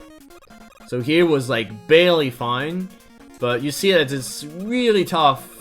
It's like the lower you place your item, the worse you're gonna have to skip the monkey. And if you place it like this, it's just too early. You won't be able to skip that monkey, and you will get hit. And it's a disaster time loss, so that's something you want to absolutely avoid. But yeah, the optimal placement, you just do it here. If you want to have a queue, you can use this this wheel here. Basically, I use the center of it. Like if it's like slightly above the center, like this like little hall here. Like it's usually I place it above. A second cue you could use is the distance between the off-screen and Mega Man. If you can still see Mega Man completely on-screen, usually it's good. If Mega Man is slightly off-screen, that might be bad. That's usually what I use as a cue. I also use this later on some other stages, but that's my cue. And if you miss one tick, you want to place that item a little later, so you can still do the strat properly. So here I jumped too early. So let's do it again with the normal strat. So that's fine. The window is quite large, so don't be worried if you're just like slightly too low. It's fine. You just don't want to be dumbly low. And yeah. And normally you're safe. You will land here no matter what. The reason why you want to place it later if you have one tick less is because you will land in the hull instead. If you do this strat and you have one ammo short, that might be too high. No, it's probably the last pixel possible here. But basically, if you have one less tick, you will land in this hall, and that's why it's kind of scary. So that's why you want to place it later if that's the case. All right, last time I'm doing it. There you go. So that's the optimal strat. And then people have different ways of doing it. I won't show the fast strat because I don't like it, and it's not even a strat I will recommend anyway. So just jump out of this one, and I jump out of this one, and I menu here. Like I kind of walk as much as I can until this like slinky catches me almost. I jump there, and as soon as I'm about to get hit by the slinky, I jump, because the slinky are moving faster if you touch the ground. So usually it's about here if I do this thing properly, and it's where I menu. So here. So that's the first like multiple inputs menu in the game, I think, with the flash one. But this one has a 2 down input and 2 up input. So it's a pretty straightforward menu. So you're on item 2, 2 down start, and 2 up start. That's the menu. And then you menu to quick man. Nothing crazy about it. If you menu in the air, normally you don't have to be worried about accelerating because you're still in the air, so you're good. So you don't have to jump. And then as you enter the fight, you want to press B, because basically what it does is Metal Man is reacting to your inputs. But because you're holding B the entire time, it will not do anything unless you cross this line right here. So if you cross that line, Metal Man will basically start doing stuff and will go to the left, and that's bad. It will do this basically.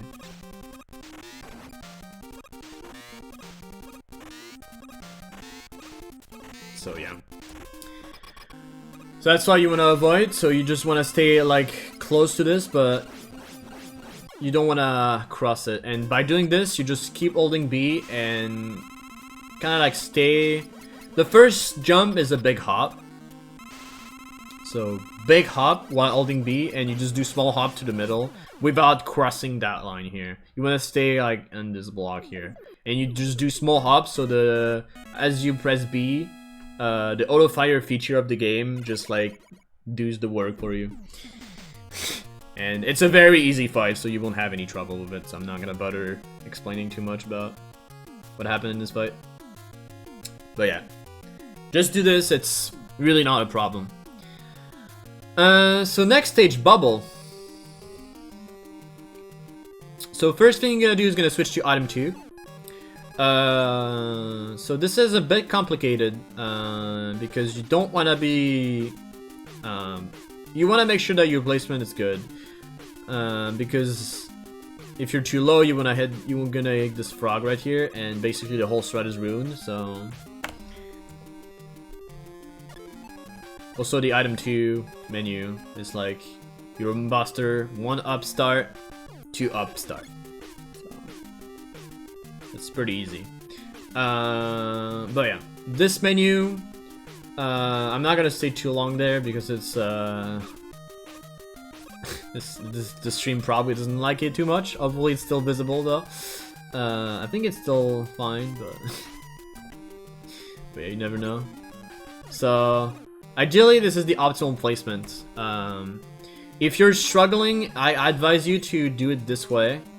It's slower, but it's easier. Like you just, but this is a very bad habit because this caused problems for a bunch of item placements in the game afterward to do this.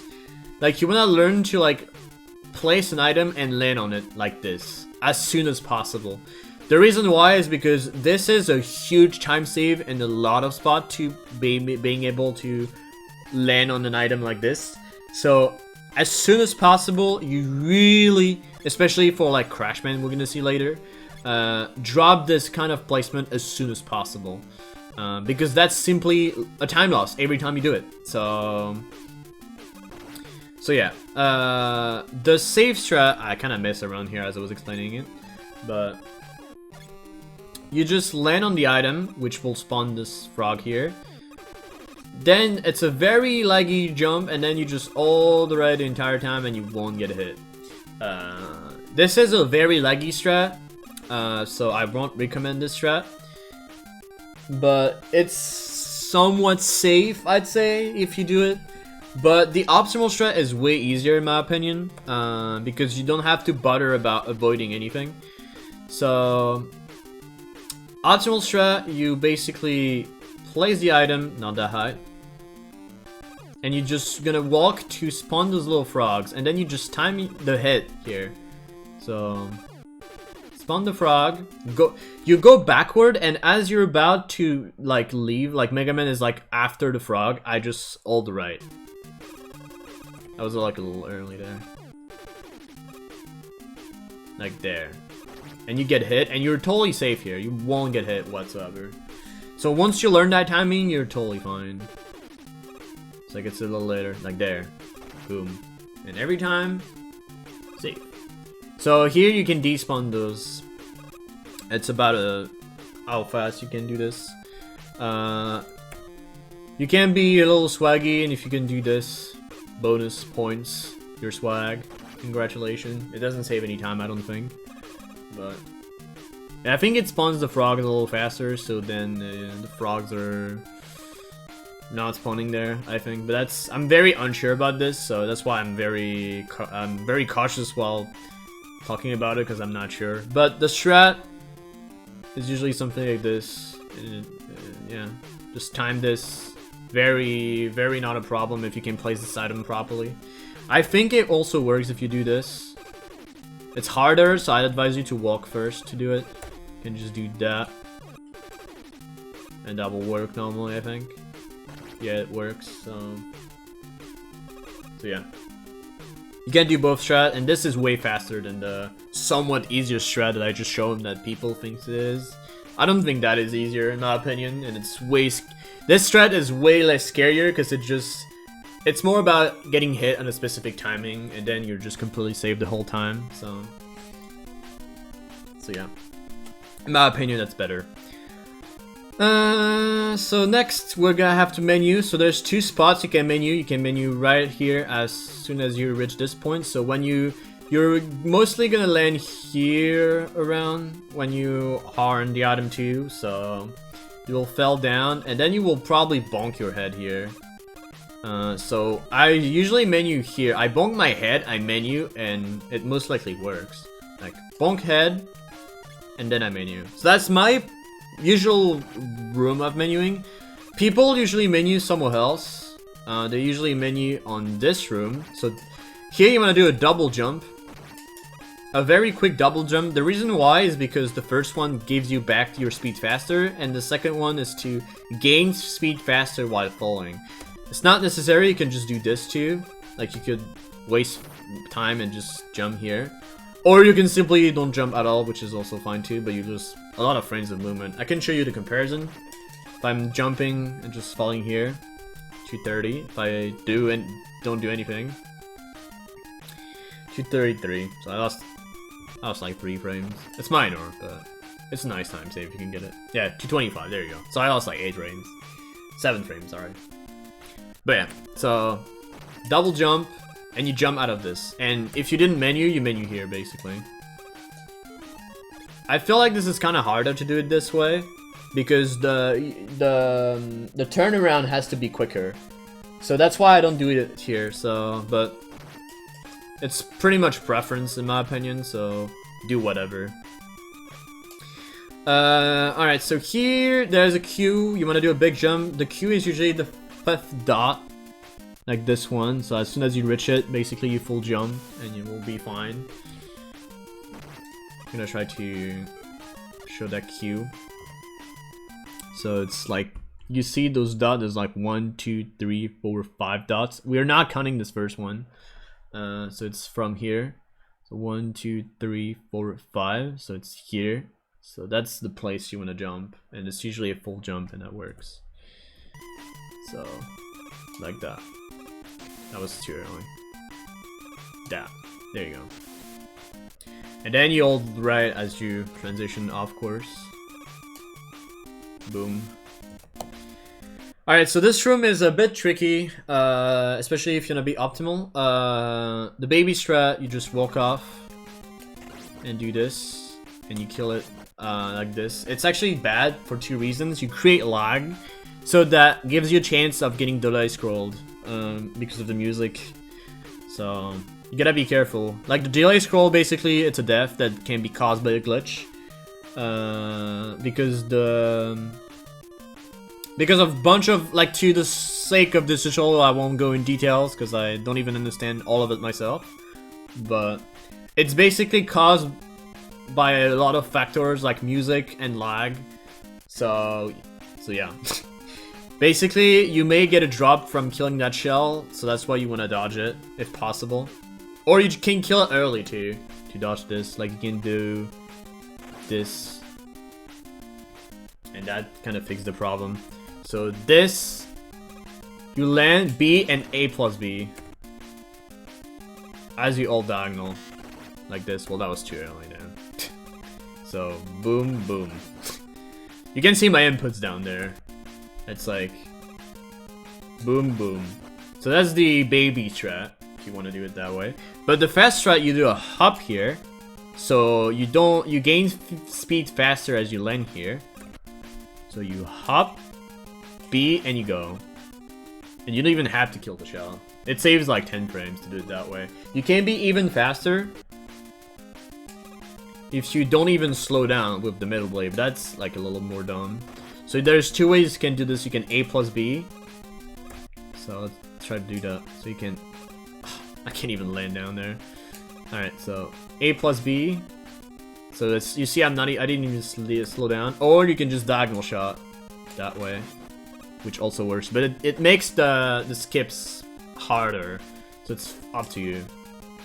In my opinion, it's better to do like BA. It's safer. There's a bit of frames, but it's definitely safe and very consistent. So small hop, BA. And you have a lot of time to get past that shell and you barely lose any time. So in my opinion, it's a very nice strat. So that's what I do personally in runs. So if you wanna be fancy, you just do A plus B and hope you are fast enough to not get hit by this. It saves a few frames, but if you wanna be okay, just be A and it will work 90% of the time. Actually, it never fails me, so yeah, I don't know. It's up to you, it's preference. Alright, so then this room. The strat I do in this room is that as I'm starting to fall, I'm gonna redo my safety because I don't like that one. I do a big jump and I shoot as I'm landing, as I'm starting to fall, like that.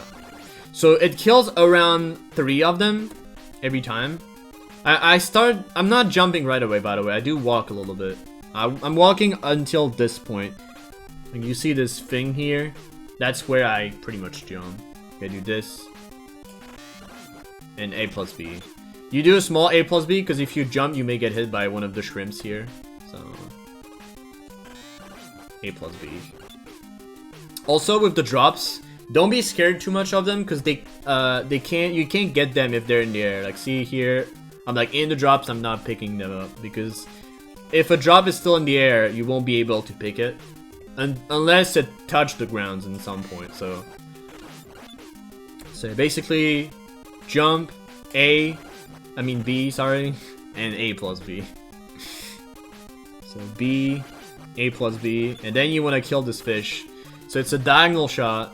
I think it's 3 or 4, I don't even remember. Honestly, I just smash this guy, it doesn't matter. So it's like, as soon as you land here, boom, A plus B, and then you just mash. So let's do it again. And A plus B, and then you just mash.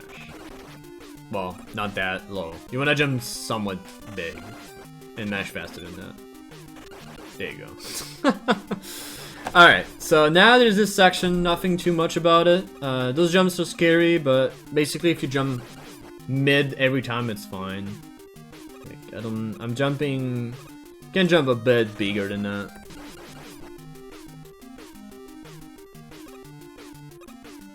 I'm jumping actually too low now, trying to show you can jump big, not dying. It's very big. Also keep in mind that in the water you're slower than normal, so jumps maybe takes a bit longer than you think. This is the first kind of difficult jump, because you want to dodge that spike here, but it's not so bad. Because as you jump, you will like pass the spike, so it's scary, but it's not that bad. Like you have a lot of window for it. Like even if I jump here, I'm not gonna die. But the next one coming up though is kind of hard, as it's almost pixel perfect, I think. So you walk off that one, and this one you can jump off. This one, I advise you if you're starting learning the game to skip it for 2 reasons. Is because you might miss it, and missing it and falling down here is really bad. Because 1, you're jumping and you fell so slow in the water, and 2nd, every time you're in the water, you lose 1 frame every 5 frames, which means you lose about 15 frames every 60 frames. And that's slow. That's a lot of time you lose. That's like a full second you go for missing that jump. Trying to go for the jump, like this jump right here, and missing it, just like that. That's really bad. So if you still learn the game and just like start to do stuff, just do that. Like it only loses like half a second, but it's better than losing a second or even the run entirely by missing this jump. So, but if you feel fancy, you can go for it. Just like that. It's kind of hard. You will struggle probably a bit with it. But if you have the timing down, you should not be struggled that bad. It's only like, I think it's a 3 or 4 frames input. I don't know.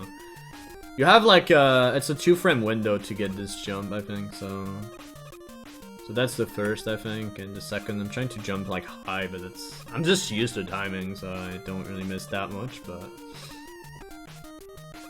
But yeah, it's if you get the timing, it's kind of consistent. But even in races, I'm not confident enough. Even though I'm not almost never dying to it, I don't feel comfortable going for it even in races. So usually I just do that.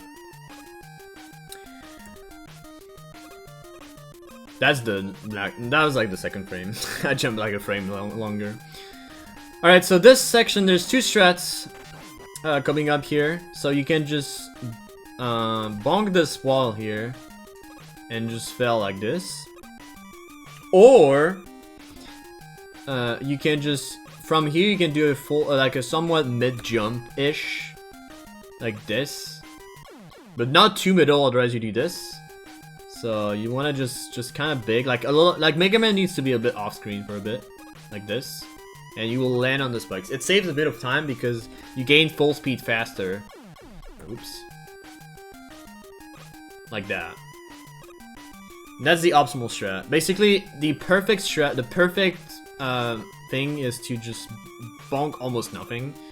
But you don't want to do like this. Never do this. That's really bad.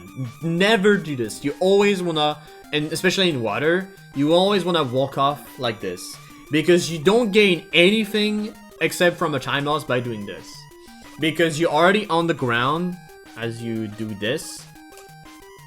So basically you lose time by getting more full speed. That's kind of dumb. So if you either do walk off strat or jump strat. Like that, that's too early, yeah. You wanna be, but you kind of just jumping like this, it's totally fine too. It's still safe time to do it. So, big jump, but yeah. That was kind of bad here, I didn't jump in time. Then there's gonna be some shrimp in your way.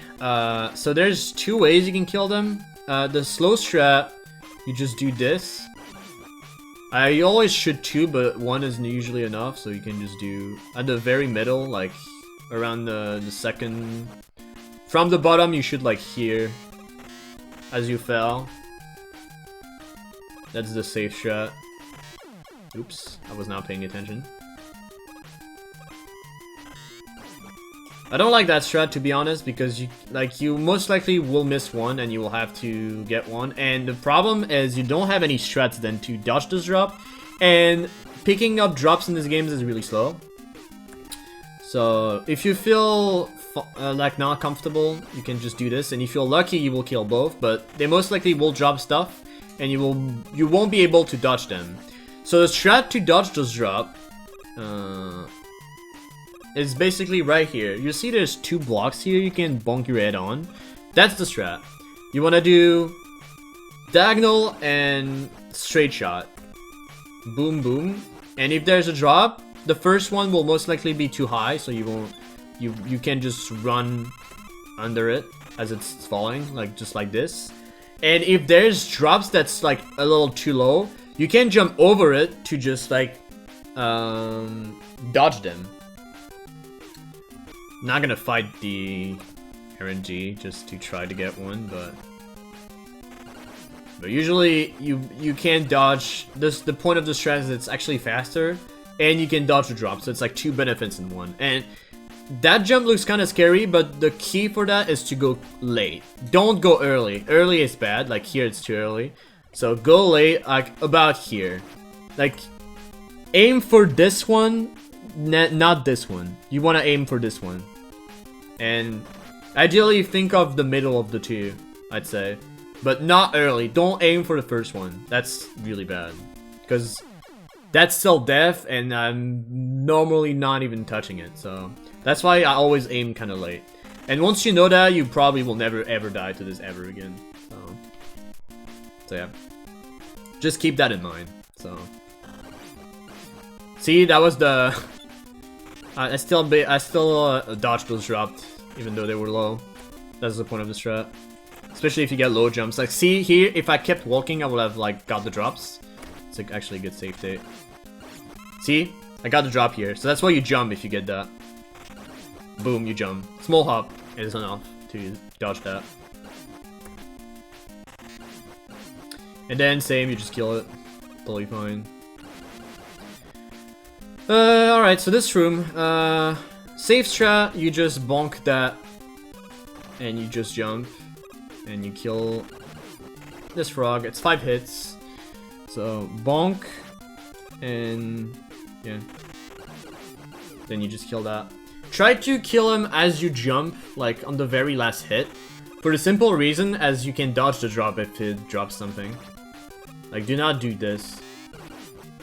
I'm actually failing to do it. That's actually amazing. Imagine failing the mistakes.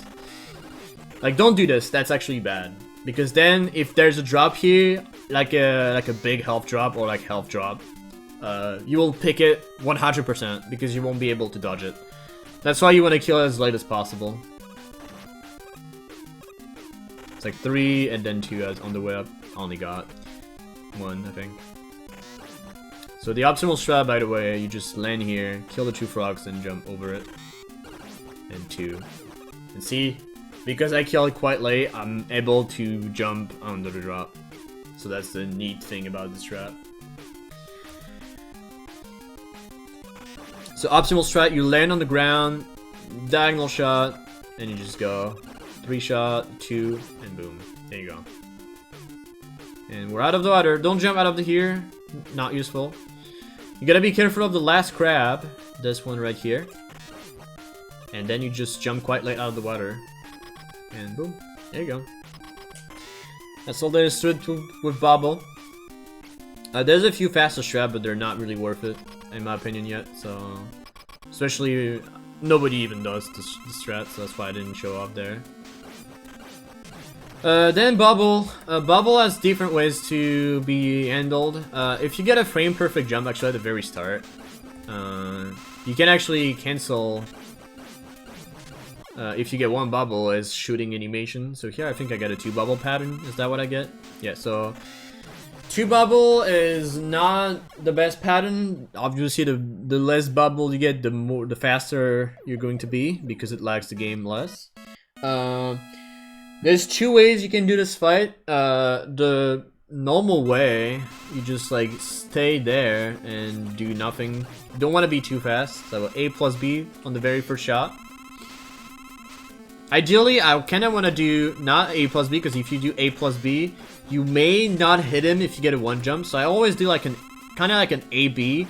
So the shot is not like right here, but right here, like a tile higher or something. And then I should on the way down, so boom, boom, boom, and boom. I was kind of slow here. Usually you will have to take damage, but because you kill him at the same time, you won't lose time normally with this. You can dodge it if you do something like this. It's kind of hard and not necessarily a time save, but you dodge the hit. It's like you shoot there, diagonal, and you kind of deal the 2 last shots that way. But time-wise, it's pretty much the same. You just dodge the hit, so it's in some cases less laggy.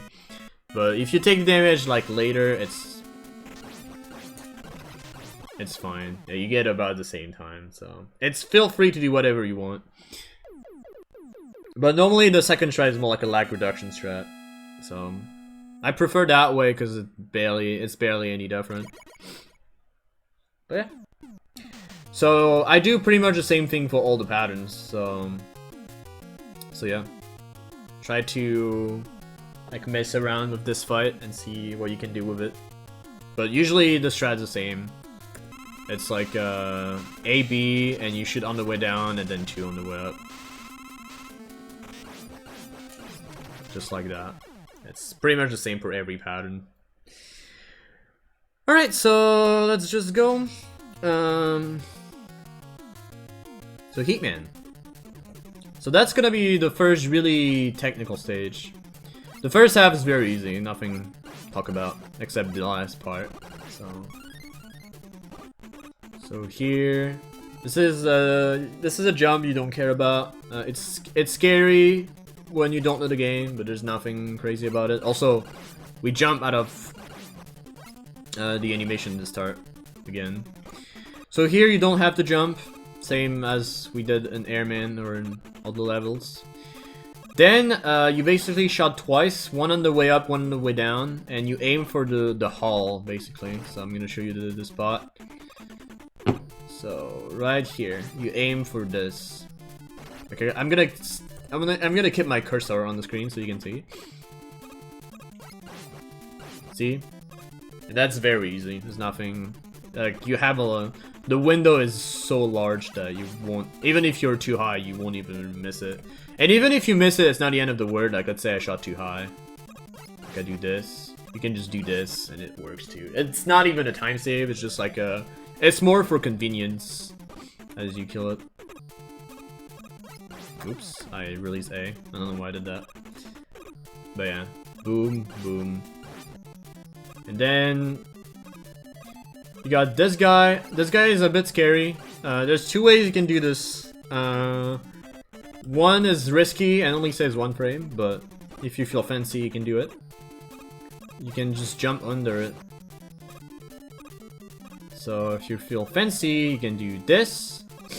It saves literally just 1 frame, so it's very not a mandatory strat whatsoever in any level. It's just like a fancy strat. But if you feel scared, just like do a big jump from this 5th one. Was that 5th one? Wait, 1, 2, 3, 4, 5. Yeah, so from this one, you do a full jump and you shoot high, and you will kill him like every time. And you only lose 1 frame, and it's totally fine to do that. There's nothing that's going on here, honestly, except that. Oops, and I even forgot to kill it. I was too focused on counting the pillars.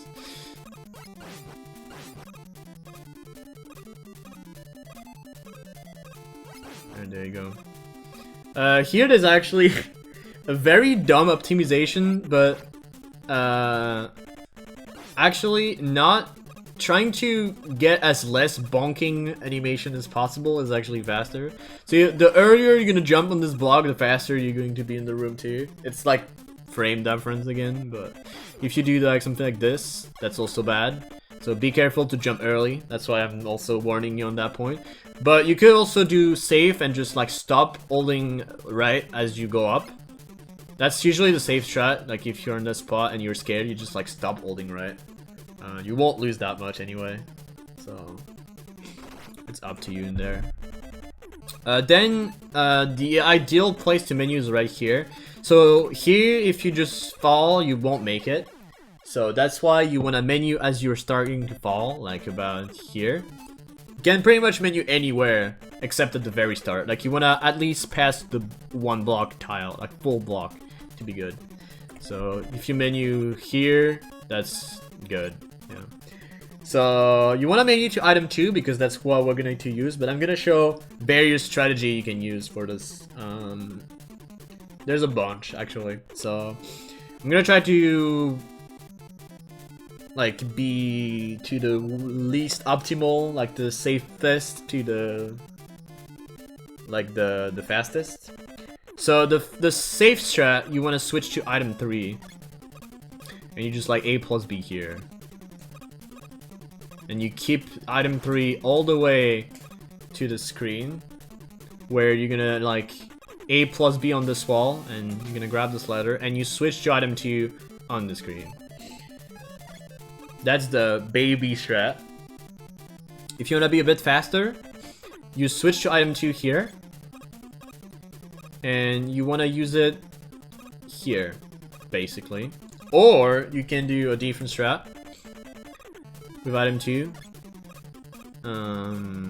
you can like land on this pixel right here, and you can place an item right here, and you won't use any ammo, basically. So it's a bit tight, but yeah, it works. So, oops, if you... Oh, didn't jump. So that strat is like this. You don't want to bonk that, but it's fine if you do. That's the... pretty much like the somewhat second optimal strat you can do with it. If you don't get it, it's only half a second time loss compared to the optimal. You bonk your head here, also, by the way, because as you can see, every time I'm bonking, I'm making this guy moving. And that's why we were doing it. I forgot to mention it, but... So, boom. And then you can land on it. No problem. So, let me show that strat again. So, you bonk your head, like, right here. And then you land here. See, I'm like too far. I need to be, like, the cue for it is this black line here.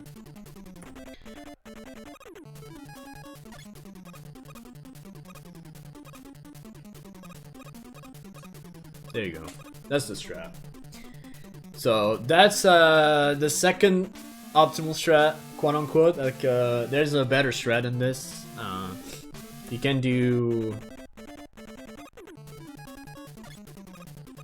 the same strat, except that this time you're going to land and place an item right here. This is tight, but that's the most optimal.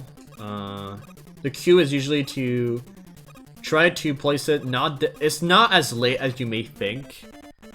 I advise you to place it earlier than you think first, and then like try to, like, the objective is to not use any tick of item 2 if possible.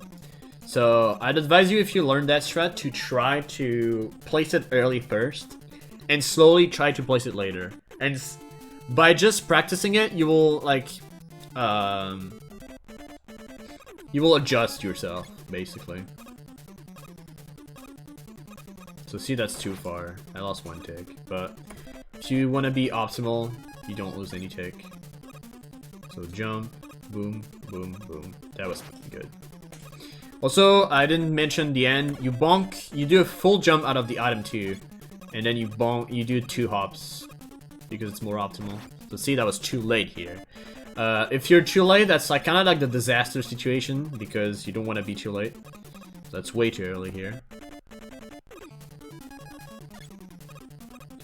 Also, an alternative strat is to use item 2 here, by the way. But I won't recommend this as it loses 2 ticks, and it's really bad to lose 2 ticks. But keep in mind it's possible if you want to do it. Oops, I'm not supposed to jump here.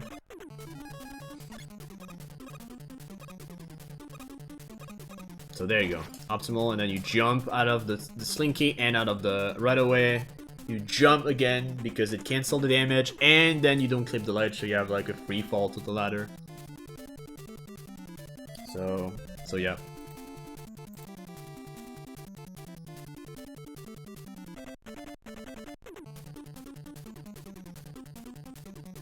Alright, so next room. This room is tricky too. Basically, you will struggle probably the most in this room to get an optimal placement. Mostly because you have to do something like this to be perfect. So that's like near perfect placement. You will jump from that block to there, and it's like an A-B basically. A-B. And you want to be good with this because it doesn't lose any takes. So see, that's too low here, and I won't make it. So at this point, you can, if you're scared of that screen, you could switch to item 3 here and do item 2 afterward, just like we did in the save strat. And you can switch back here to item 2. It's slow, but because you do 2 menus, but it's safe. So if you feel uncomfortable with this room, you can do it. But there's also a second backup. Let's say I miss it. I'm placing it too high. Like I'm gonna do this. That's way too high. You can just back up this way, and you most likely won't lose any tick. The window is actually a bit large. Like if you miss it, you can just do that, and you will most likely get it. So yeah, still you will mostly lose a tick though. That's the problem. Sorry about that. Like I didn't lose the one here, but the cue for it is actually pretty simple. You want to be into the block, but not too much. Like here, it's gonna be good, but here it's gonna be too far. No, it's still good actually. I don't even remember exactly, but it's a 4 pixel window. Like as soon as I'm more than 4 pixels, I will not be. There you go. we passed the pixel window. So, too far. But usually you stop like here if you want to back up, and then you do a straight jump. That's the backup strat, but if possible, just want to do this. And if you want to be very optimal, you just do this. And you don't lose any ticks. The placement doesn't have to be perfect here, because the thing with that is that you have a little bit of leeway. See, it was not perfect here. It was still like, it was not touching the wall. Same here. So something with the ladders too is that you don't necessarily need to touch it. You can touch it a tile later because of how diagonal works in this game too, by the way. So this is the first room where you can actually do this, I think, because when you all diagonal, you're getting like sucked a bit by the ladder. See, like here I'm like halfway through and I'm gonna get sucked by it. See, if we walk, you kind of get like, sucked by the ladder, and that's a very interesting mechanic that's going to be used especially in the later stages, because that allows you to not only climb ladders a bit faster in some spot, that allows you to get boost on ladder at some point too, and you get also faster exit on ladders, and that's one of them. So if you very quickly get a diagonal grab and instantly release A, like you can fly out of this like as you barely grab the ladder. And it saves a few frames too.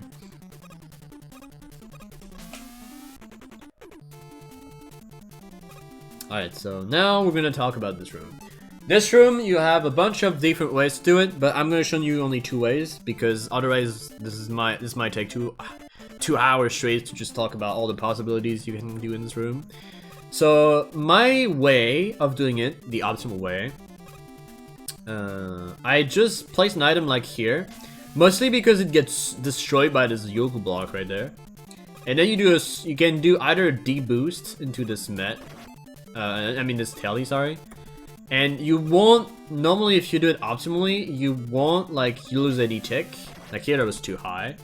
But if you're low enough, it's like a very quick A-B. Like here it will get destroyed by the yoga block, so you don't lose any tick. And then you bonk your head into the telly and you stay on that top pillar without falling down. But if you're feeling not safe, you just do 2 hops and you just do that. That also works. Like 2 hops to time the yoku block, and normally you do a full jump and you will land on it. So 2 small hops and you do a caveman, like a full jump. 1, 2, boom, boom, and there you go. That's it. So 1, 2, boom, D boost, and A plus B. That's it. That is not much to talk about there. So, but the optimal strat, normally you just do this. Like you place the item very high, like about here on this line, like the right foot, like there, this line, and then you do a place. You place your item like this, and you jump. Mostly you want to manip the telly to not be in your way that way, and then you A plus B. So that's the fastest way to do it. You can do it with my way too if you like do this, but that's risky because the telly is lower. So ideally it's better to just deboost him and just A plus B. Takes practice. This room is not easy. It's probably one of the first hard rooms in the speedrun to be optimal with, especially if you have like less ticks. You want to be careful with this because you will need as much item 2 as possible for the ending. So A plus B, full jump here, and then this spot, if you haven't used any extra ticks from that point, you want to do an A plus B, a full jump, and you want to place your item as early as possible, and it's like here. Like into the pillar. Just like that. Into it. And it saves a bit because then the item accelerates faster, and you save a few frames with this. And you only waste 1 extra tick. However, if you use one extra, you wanna place it after the pillar. So you just go here and then place it instead of placing it here. So that's why this one is a pretty neat time save if you can get it. But this is also a neat save strat because you only waste one tick. So yeah. So in my case here, I have one extra tick that I wasted. You can see it because if you do the taily bonk strat, let me load my save tit again.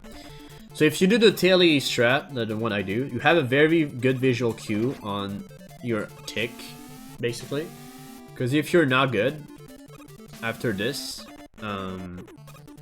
like A plus, like here you do an A plus B, you will never use any, by the way. I just forgot to talk about this. But, boom. A plus B, bonk. Let's play safe and do that. And here you can pretty much A plus B anywhere and you won't lose unless it's really early. But see, as you can see here, if I do everything safe and I don't, like I use the safe item on the pillar. So my ammo matches my health. That means I have one extra tick to spare. So I'm good there. And even if you have one tick less, you're still good. You don't have to do anything fancy. It's where if it's after, if you have more than one extra, like if you wasted 2 for example, you will have to jump at the very end. So let's say I do the optimal strat and I do this. Like I even waste I waste 1 extra here. So you see I will be still good for this action right here. So here just you land on this white, gray, whatever, and you just A plus B and you will be good. But you want to pay close attention before this to your health if you do my strat right there, because like if you have more than, let's say you have, I'm gonna waste 1 extra. So let's say you have 1 extra tick missing. You can see I have 2 extra tick that I used. So here I will die if I don't jump. Like I'm just gonna ult right. I'm dying because I used 2 extras. If I only use 1 extra, I'm good. And of course, if you don't use 1 extra, you're good too. So here I can ult right. Good, no problem. And if you use 1 extra or more, you want to do pause buffering and probably a big jump. So here I use 3 extras.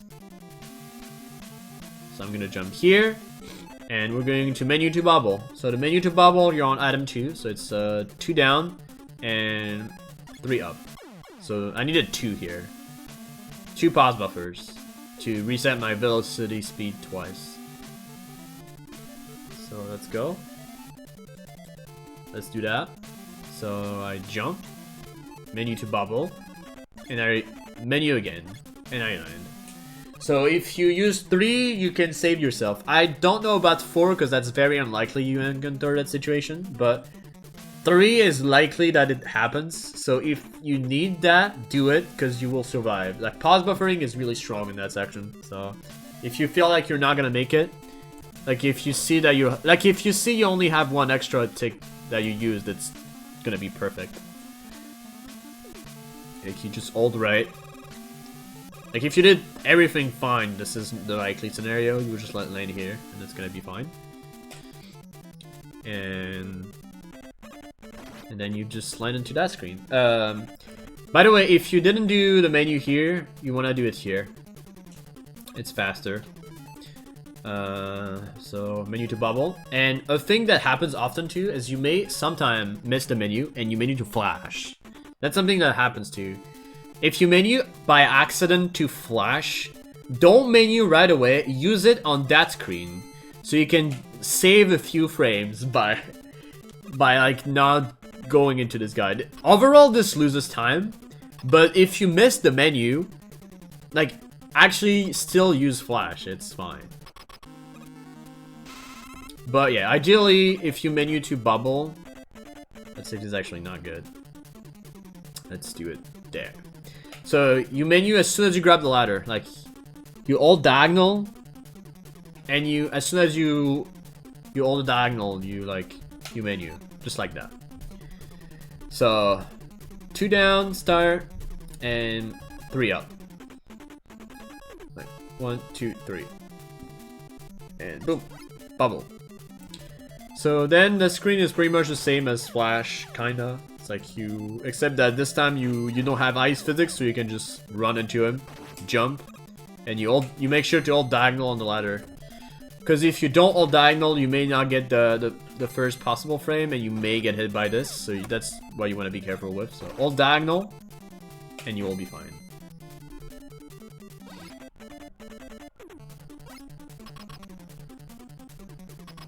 All right, I'm gonna accelerate here because we're taking way too much time in this tutorial right now.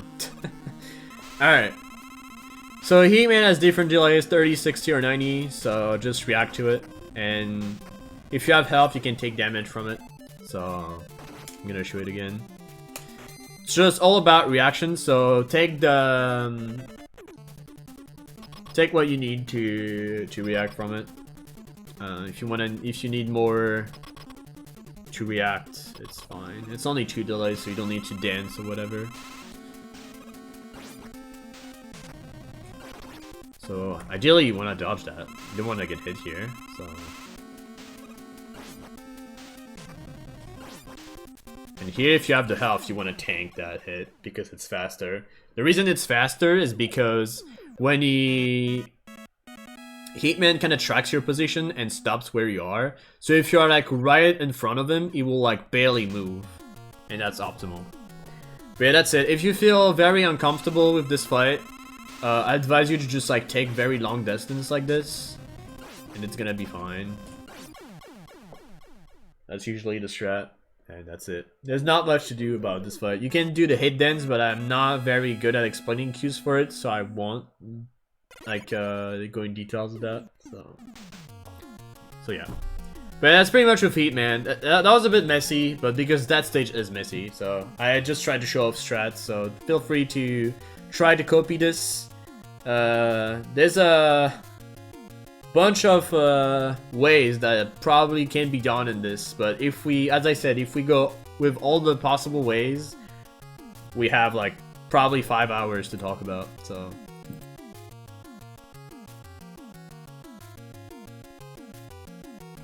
Alright, so next tutorial is going to be next tutorial. Next one is going to be wood. So Woodman, the very start again, you jump, nothing crazy about this. Then there's gonna be this guy. 5 shots you need to kill this guy, so there's a bunch of ways you can do this. You can buffer 2 shots here.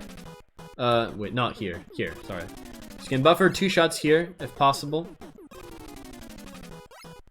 If I can actually get the right shot. You don't want to jump too high, because otherwise this bat may hit you, so that you're gonna be careful. Like, if you do this, you're gonna get hit, so... If you want to buffer, make sure to like, jump mid. But normally you don't need this, so if you don't need this, you're just gonna do this. And mash. Just like that. So if you feel uncomfortable, just buffer 2 shots, and usually only 1 will hit, but it's better than 0. And if you need to stop, just stop too. Like if you need to do that, just do that. You know, it's fine. So then here you can buffer a shot, like here. Like on this tree here. So after we kill that guy, like here. If you do a small hop, you can buffer it. And then it's a free. I try to mash my thumb, which I'm not used to. But yeah, you can jump big just to make sure you get the shot. Ideally, you can time that shot to make sure it hits it on that small tree right there, like this one. That's the one I was trying to hit, like there, and he will hit every time. Like I got it with my thumb, which is like a 6 heart mash or something. So Like, you don't need a crazy mash to kill that guy. But even without, I'm pretty sure I can get it. You can also just, like, do multiple shots there and it will hit him anyway. Then the last guy is the same. Like, if you shot around this tree here, you can buffer a shot. Usually I just, like, mash there. And then it's 5 shots anyway. But if you feel uncomfortable, you just, like, jump to get a buffer shot, and that's gonna be good. But ideally, you want to do this. Alright, so then the ladder. You're gonna menu on the ladder again. Oops. Oh my god. Can mash. Alright, there you go. So you menu on the ladder. It's 1 down, so it's like as soon as you grab the ladder, like you hold diagonal. And as soon as you feel like you're gonna get sucked by the ladder, you menu, and usually you got sucked by it, because this is... It's just like a timing thing. When you're about to, like, when you know you're like 1 tile away from it, you menu, and usually it works. So you menu, and you start charging. This room is important too. Normally, no matter what pattern you get, you won't get hit. You just want to make sure to not be too fast, because if you get the auto pattern, you may get hit by the bat that's here. That's why you don't want to be too fast, and that's why we do a somewhat big jump out of this one. Like, this one is usually a bit bigger, because then it kind of manipulates the bats in a way, and it doesn't lose time to do that. It's it probably loses sub-pixels, but it's not enough to lose a frame. So just bonk your head. It's kind of, you don't want to bonk your head though. It's not very necessary. You don't want to do this. That probably loses frames, but yeah, ideally just this is enough. All right, and then you want to release the shot here to kill this dog. Kind of like try to do it as early as possible. My cue for it is this zone here. Like, as soon as Mega Man just passes it, the shot needs to be right here. That's kind of my cue for it. Although it's kind of more like a timing thing at this point. Like, that was too high here, so that's something you gotta be careful of. If you feel not comfortable, just do this, and it's gonna be fine. Like, I just do it by feel now, and I just never miss it almost. But if you do this, it's totally fine. Just try to make it to be higher. Then there's the menu you want to do. So the menu, I advise you to do it as late as possible, because I feel like if you do the menu too early, you may get some extra lag like that. Because the explosion somehow caused lag or something. I'm not entirely sure, because I don't have a full understanding of that screen. But if you menu like here to flash, you usually don't get lag. So at least that's what I figured. It's not every time, but at least I feel like the later you menu, the less likely you may have lag. So that's why I do it. So again, it's also a big jump, by the way. It's like you stop holding right as you like here, because if you just hold right here, you will get hit. So that's not what you want to do. So you just like make sure to land here, like on the right side of that, and you release like pretty much where you want, honestly. But try to do it as early as possible, but not too early, because if you do it too early, you won't get the kill. But yeah, so boom, and try to menu kind of late, and just A plus B. Make sure, alright, this is also the first part where you can accidentally zip, so be careful to not like do that and this, because that's a zip and it's and basically invalid your run, so be careful with that. Do not jump out of that. Also, that's why I kind of tried to basically A plus B as soon as possible. So I'm already walking as I go to the next screen. You don't want to do something like this, because see, I'm in the wall here, and I also lose time, because if I don't zip, I will get clipped into the wall and I will be pushed backward. So it's a double time loss. So try to not flash too late. So then it's just walking, nothing crazy about it. Also, make sure to not flash too early, by the way, because otherwise you can get stuck, and that's unfortunate. But yeah, otherwise nothing crazy. You have a lot of window. You can even miss a jump, and you will be still able to make it. Like I intentionally missed a jump here to just show you. This is the last dog, and yeah, you have like a lot of. There's like a lot of window for it. You won't. If you do the flash strat there properly, you won't ever miss it. It's pretty easy. Alright, this is the tricky part. So here I do something a bit different than what people usually do. People usually like menu, like jump like this. And they menu to item 2. And they kind of place it mid-air. I don't like that strat because it's not a good cue for me. Oops. I kind of menu like on this like line here because that's usually where flash is going to end anyway. So I have double queues. I have my flash queue and I have my line here because I know it's pretty much where it ends. And this is where I menu. So I menu right here on my queue. I menu to item 2 and I'm not gonna do I'm gonna try to jump as soon as I exit the menu to place my item. Well, not like this obviously, but this is what I'm gonna do. So I menu here, item 2, I place my item and I go there. Something about the ladders, it's also the first ladder in the game where you're just climbing up. So you wanna press down when you climb a ladder off screen. I say off screen because the reason why, and it's a kind of strange physics about the game, is when you do it, when you place an item and when you grab a ladder off screen while pressing down, you get a boost and you basically can skip ladder climbs like this, and it's pretty cool because if you only hold up, this happens and you have to climb, and that's slow. So that's something you want to avoid. So press down and you will be able to get there.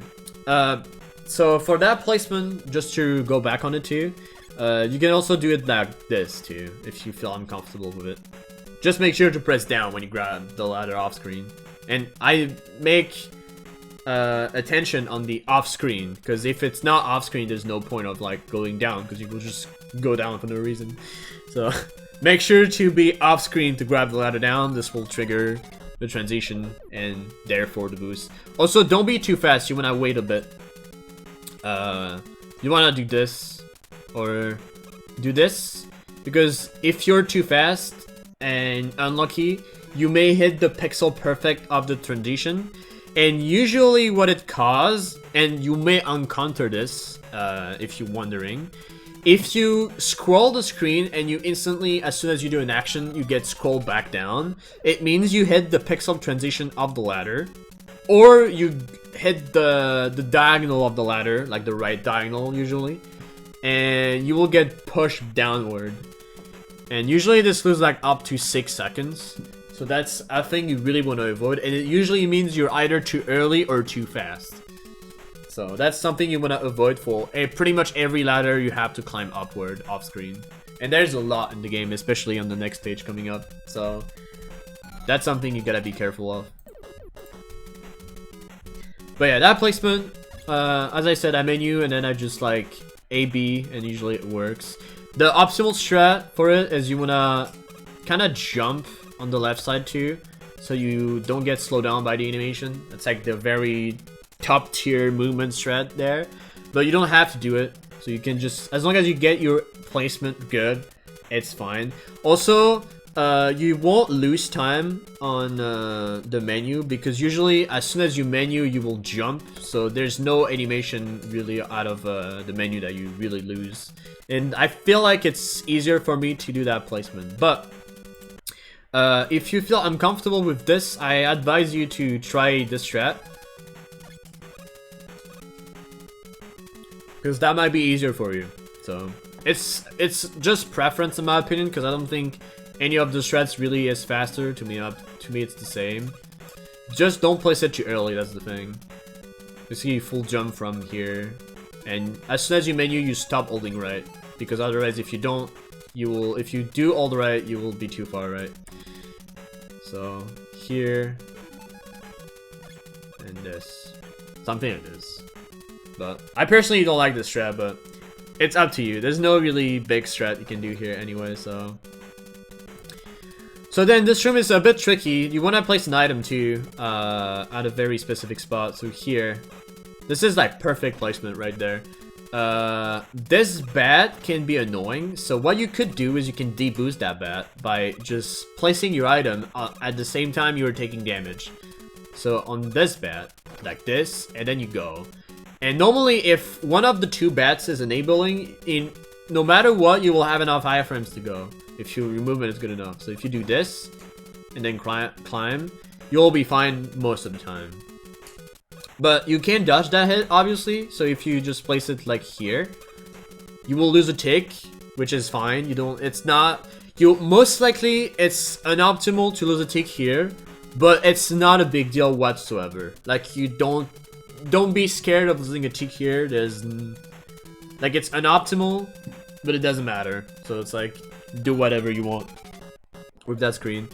The very stupid strat is to hop on it, but ideally I just kind of don't care. I just do it like this and it's fine. I think it's actually faster maybe to place it earlier, because then the hop is more effective, but that's like fine. Like if you just do this too, I mean not that, I stopped holding right. But if you just do this, it's totally fine. As long as you don't get hit, it's fine on that screen. Unless you do the deboost strat. As I said, you can just do this and do that. And that's another safe strat. Be careful because you don't want to place this item too early. You want to make sure that it uses only one tick too. That's the thing too, I just didn't realize. Because if you use a tick, you could do that too. And normally that's fine because you can still jump on the item. But yeah, 1 or 2 ticks is honestly not a big deal. I will stay on 1 tick so you can... because it's the most common mistake we do here. Even I'm pretty sure my PB does it, so yeah. So this screen is actually a bit tricky, and it's honestly a strat that most of people are scared of, and they shouldn't, because it's really not that bad. Especially the safer one. So here we go. So what you want to do is you want to bonk this monkey and place the item at the peak of your jump. So that's the first step. So you just bonk the monkey. You can jump on it if you want. It's actually faster to do it, but whatever. It does not really matter at this point because it's just you have to wait for the item, so it doesn't matter. It's for the next strat that's important, but for the safe strat, you just take the deboost and do a full jump as soon as possible as you gain control. So full jump, and then you place it. Actually, I did it in the wrong order. Yeah, I'm supposed to take damage first. Sorry. You take damage first, then you full jump. Full jump. The only nitpick with this strat is you are pretty close to the death pit here. So that takes some practice. But usually, once you have this down, it's pretty safe. Then what you want to do, you want to land in the middle of the item. Oh, I did the fast strat. Oops. Muscle memory right there. So take damage, full jump, and you land in the middle of the item. Ideally, you don't have to be at the middle, like perfect middle, but do not be too far right, because if you're too far right, like this, you won't be able, as you jump from the monkey, to despawn that bird, and this bird will chase you there, and you will take a forward deboost.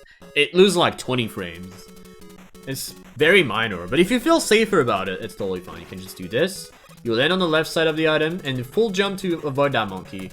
The Q, I don't have a Q for it, honestly, is as soon as the item is aligned with the bamboo there, like, you see that bamboo here? As soon as the fire of the item is kind of aligned with this part, I usually jump. It's always my Q. And it works for both strats because this item is taking longer to charge as you place it later. And this is what makes it safer and a bit slower than the optimal strat we'll see in a minute. But to see what happens, you want to make sure to face left, because facing left makes this bird spawn to the left. And usually this bird, if done properly, will despawn, which means that we will spawn a second bird that we also can despawn. So if we do this, well, I try to be... If you are in the middle of the item, you despawn the bird, and you, as soon as... You see, I'm going right, by the way. I didn't mention this, but as item reaches full speed, you can hold right, and you will not lose... You won't fail. It's impossible. As if the item has full speed, and I'm very... And I mean a lot by full speed, because if it's not full speed, you will fail, so you gotta be careful. You can just hold right, and you will never fail out of the item, so you will be safe. But you see, I kind of held right for a bit. You can see it does that. It does the animation. As soon as the bird despawn, make sure to go back left immediately. And then, as soon as the second bird spawns, like about here, you just hold right, and it will despawn again. Also, don't be scared of that monkey if your item is a little too low, because he will never reach you, as he will like fail like an idiot there. But yeah, that's pretty much it with this. I'm gonna try to show you the full thing. So middle of the item, full jump, go right, go back left, spawn the bird, go back right, and you're good. Really not a hard strat at all. Like it sounds hard, and it's really not that bad compared to the fast strat we're going to do it here. And the fast strat, if you want to be fancy, barely saves time. So what we can do with the fast strat, we just want to accelerate the placement of the item too. And by doing it, how do we do it? Is simply by doing the placement right there instead. And every movement after that placement will count to make it easier. So you want to make sure to jump out of the monkey after taking damage, and then you need to catch the item too as it's moving. That's why the strat is so much harder than the safe strat, because when you land on the item on the safe strat, the item is static. It doesn't move. But here it moves, so that's why it's harder. So let's do it. And also the jump timing is also tighter. The Q is the exact same. It's just that because the item will accelerate, you want to do like you also want to land on the middle of the item, not on the left side, otherwise the bird will not spawn. And if you get hit, you will fail. This strat is really hard. I really did not recommend the fast world record strat. It's fast, but it's like not worth it. I just will prefer to do consider doing the safe strat basically. But yeah, anyway, this small hop, go on the left, and then you try to dodge that monkey basically. Oops, my bad. There you go. Also, the monkey hitbox is a bit more shaky than you think. I mean, a little bit more lenient than you think. You don't have to do a big jump to go there. How's too early? Like I did a small jump and it still works. If your item is high enough. Oop, that's too early. If your item is high enough, it's fine. So yeah, that's pretty much all you can do with this. So if we compare both strats, I'm gonna do the safe strat first. So bonk, boom, boom, boom, boom. Go back left and go back right. We'll grab the ladder and see the time difference. So here we get a 15, 17. The second digit is frames, so now we're doing the fast strat. Oops, I was not. You need to be in the center to be good. That's why this strat is really hard at high level, especially in a run. There you go, that's good. Go back left and boom. This saves like 45 frames around there. Yeah, see, 14:35 and we had 17, so we saved like 42 frames here. So it's really a minor time save. You can probably stick to the first strat I just shown for like a very long time. It's really not that bad. But yeah, that's pretty much it for that screen. So I didn't save it. Oops. I will do it again, I guess. But yeah, that's all there is to talk about with that screen.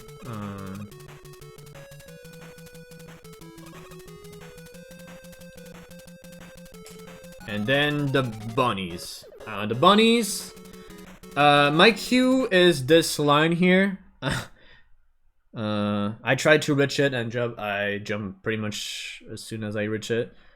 People use the eyes too. I don't understand that Q, so I don't know.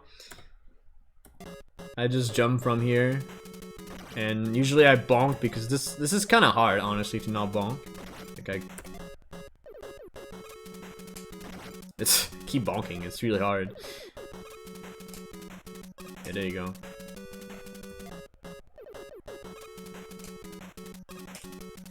But yeah, if you bonk, let's say you do this. Well, nah, I'm not gonna be able to not bonk. That's kind of funny. If you bonk, just jump right away and just lose about 40 frames to get hit by the bunny here.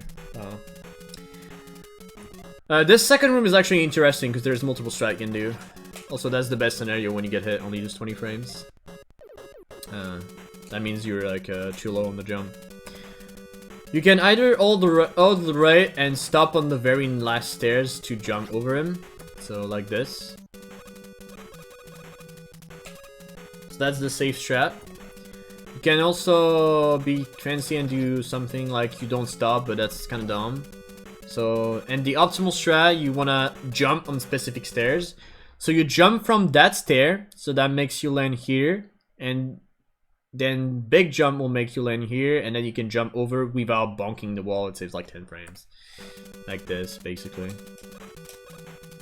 But you got to delay the last jump. Oops.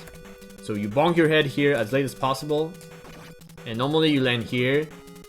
So when you wait, you just grab the ladder right away. That's why it's optimal. Because you don't bonk the wall, basically. But that's really hard. I won't recommend it. Just do this. Easier and barely slower. There you go. Oh, I still missed it. There you go. And I didn't even grab the ladder. But yeah, that's the optimal strat. And you can back up if you missed that jump, by the way. If you go for that jump and you just missed it, like you just do the backup strat, the slow strat, and it works. So that's a nice strat as a backup to use. Like see, keep missing it, but I just back up fine. I barely this time. Oop, that was too late this time. There you go. All right, this screen nothing about, just same queue as the first screen pretty much. So that's why it's kind of messy sometimes. But this one is a bit easier because it's more like on timing, because you don't want to jump as soon as you land, but like a few frames later, like boom. You cannot like intentionally do a bad movement. And it usually works, but apparently it doesn't work here. But if any case, I use the same cue as the first room. I use this, and it works normally most of the time, except when I get hit. You will hit these bunnies more than once, I swear. Those bunnies are really difficult to get through.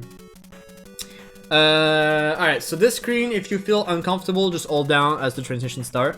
So that makes you grab the ladder on the very first frame possible. And normally, if you did everything correctly from that point, you will have item 2. And usually you want to place it somewhat high, like here. And you go back up and you land on it. And then you don't have to bother anything. And as you're about to reach one take, you want to jump to basically manipulate the chickens, so they're not in your way. So let's do that. So watch you wanna be like, as soon as you wanna wait first that the item reach full speed, by the way. Then you just like hold right, so it makes you on the very far right. And then you just wait that the item is at one tick and you jump. Then you wanna watch out the ground, because sometimes if you're good, the chicken will be down there. And if it's not, you gotta be prepared to jump like I did over that guy to be good. So let's do it again.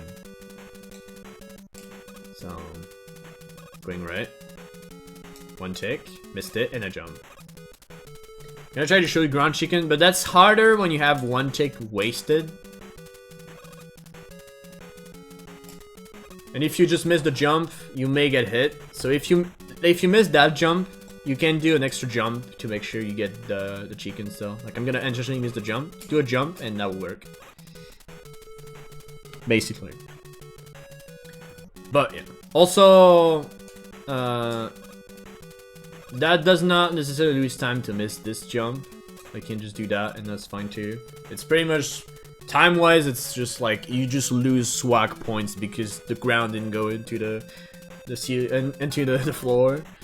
I tried to show it there. The thing is, it's, as I said, it's really hard to do when you have like one tick. You can also menu in the air, and you have it there. But yeah, I will not recommend to menu in the air as it actually loses time because you get more air time. So yeah.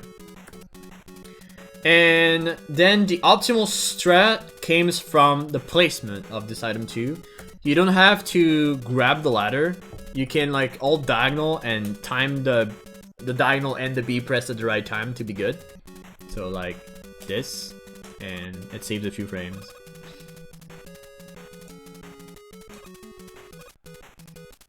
Then you can menu pretty much anywhere. I menu here. It's not necessarily optimal because normally the optimal way of menuing is to menu like as you're about to touch the floor. But the reason I don't do this here is because, like, as I said, we usually waste one tick of item 2. So we're a bit further left than normal, like by mere pixels. But those pixels are enough to sometime when you menu like as you're about to touch the ground to lose enough time so that the another chicken spawned and is pretty annoying to dodge. So that's why I usually menu here to Heatman, and I do, as soon as I exit the menu, I do a short hop. I missed it here, but as soon as I menu, usually I just do a short hop like this, and I only lose 1 frame or something. So like it's fine, and it's like very consistent that way. You can do this fight in 2 different ways, but I won't show the. I only will show the heat way because it's very convenient and very fast. So you just charge. Be careful because it's not what you think. You want to press B at the right time, so right there, not earlier. And you don't have to wait for the sound to be over, because normally the way heat works is that you'll have 2 distinguished sound, like second and third. But right as the third is about to come, you can actually still shoot. And that's just like, you have to get used to the cue. So first, second, third. And that's it. I'm showing the dodge, but the dodge you can actually time it with the heat buster. First, second, and usually I aim too early here, but if you want to dodge the leaf shield, you can time it with the heat buster, yeah. So first, second. See, it's like, it's just sound cues. You just use the heat sounds to know your cues to when you need to jump to avoid the leaf. But if you have health, which you normally have, you just deboost and you kill him like that. And there's no problem with that. It's gonna be the same normally. It could be even faster because you're closer to him too. So, but you could do both. Like, I could prove you that you can get the same time by doing the dodge strat. Yeah, well, it's roughly the same, but I wasn't into him. It's just that I released a few frames later. But yeah, it's roughly the same. So preference, and if you don't have health, maybe learn the leaf shield dodge. But and here you go. We already almost done. So here is Crash, whatever. So right at the start, there's 2 different strats you can do with item 2. So right away, you want to just switch to item 2. So that's the very first thing. Then you can do 2 things. You can either do this, which is slow but works, And or you can just do this, like you place an item somewhat high, and then you walk a bit and do like an A-B to grab this ladder. And again, when it's off screen, we grab ladder with down. Just remember that. So boom, there you go. And there, here we go, we did it. So that strat right here is mostly useful to the people that have trouble with item placements. So if you feel uncomfortable with your item 2 or item 1 placement that we're seeing in a minute, I'd advise you to do this strat because it only loses like half a second if you do it properly. But it's comfy if you don't like that. So next screen, we're just gonna do optimal strat there.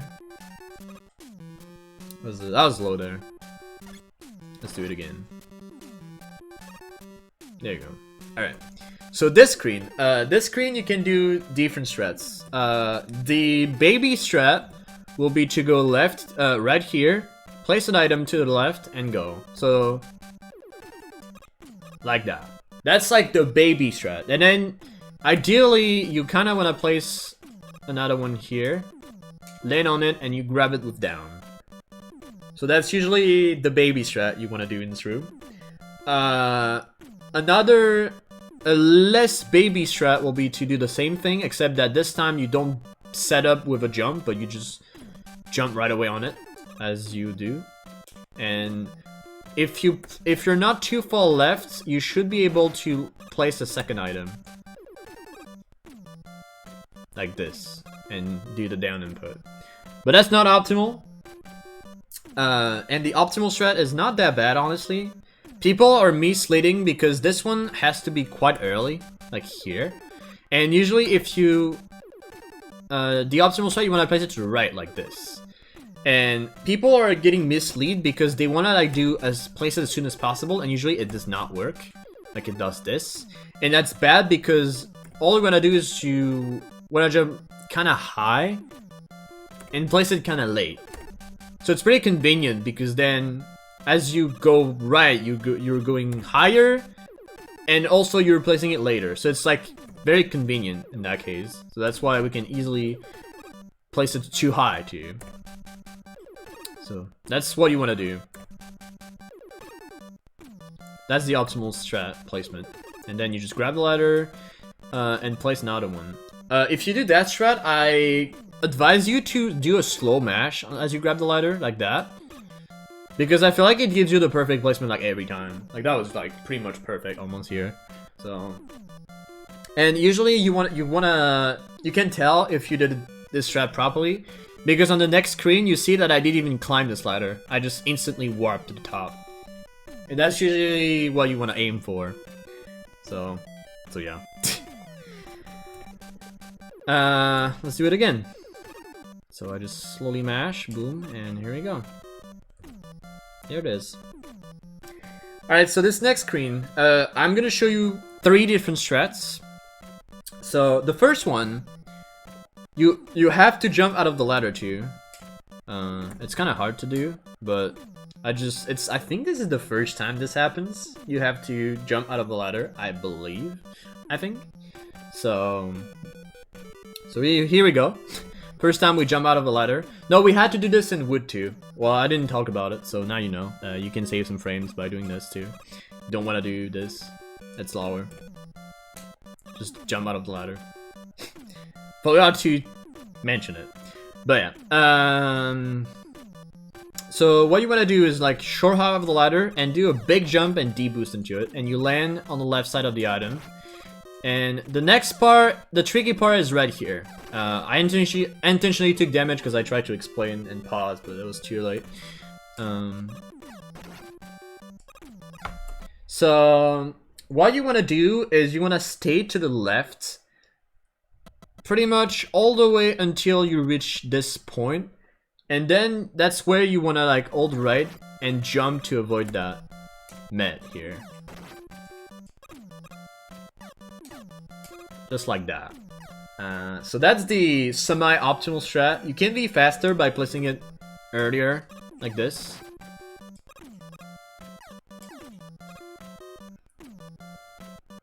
And there you go. So that's my strat personally. You can do it without the D-boost, you can do this. But it does not give you any benefits whatsoever. So, and you will lose time if the med shoots to the right too. But that's RNG, and I think this can happen in both strats, but yeah. So feel free, you can do it with a D-boost, which I think is easier to time. And a backup you can do, and that's gonna make a good transition to the very stupid strat that I'm going to explain. Actually, you can't even miss it. I'm trying to miss it now. So let's say you miss the jump, like I do. Oh, I jumped too early. You can place an item like here to save time. And this like kind of saved the hit you just took, and you only lose like half a second. So yeah, that's the two strats you want to do. It takes some time to get used to. It's really not that easy. Left side, wait, and you go. It's just timing, honestly. I tried to slow down, but as you reach this point, you walk and like you see the black part of the item. That's pretty much like Mega Man on the left side. You want to walk all the way until you reach the black part of this, and this is when I jump, basically.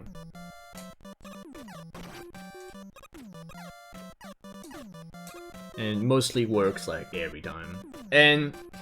But then you can do something even faster that, as I've found this like recently while watching the tasks.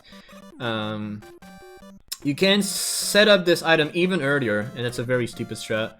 So you do this, take damage by the Met, go there, and normally you can place an item here, but that was too early. So it's like you kind of combine the earlier placement with the backup, which lead to a time save. It's kind of funny, but it's really tough. There you go. There it is. And that saves was not optimal here, but basically you save some time with it. Save like half a second if not optimal. So yeah. So both strats have a bit of RNG to it, and it's usually lag with the Met. If the Met shoots, you're gonna have some extra lag. But that's the case for both strats. Usually it's about with the new fast strat, like this one I just showed, it's actually the variance of lag is a bit higher because the Met stays longer on screen, I think. So that's the only issue. But yeah, I really don't recommend that strat, but try the other one I just showed. There's no easier strat than this, so try to mess around with what I showed here. It takes some practice. This is like the most technical stage with Wadi 4 in the run. So this stage needs like a lot of practice to get decent at. Alright, so next screen. Well, let's do that one more time. Alright, so that screen. There's multiple ways you can handle that screen. Ideally, you want to place the item to the right like this. And I won't recommend that strat for one single reason, as this can despawn if you're too far, like this. And that's bad. And the thing is, you don't really lose any time by placing it to the left, so just place it to the left if you feel uncomfortable with it.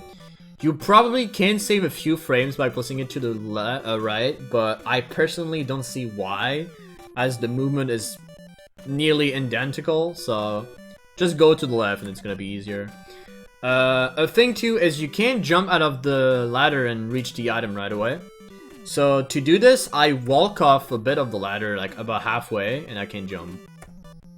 Like this. And usually that works. If you play on the practice ROM, a good time is like sub 3. If you get sub 3, that's good. If you want to play safe, there's a safer strat. You can just do this, and that works too. If you're scared of item placements, that is.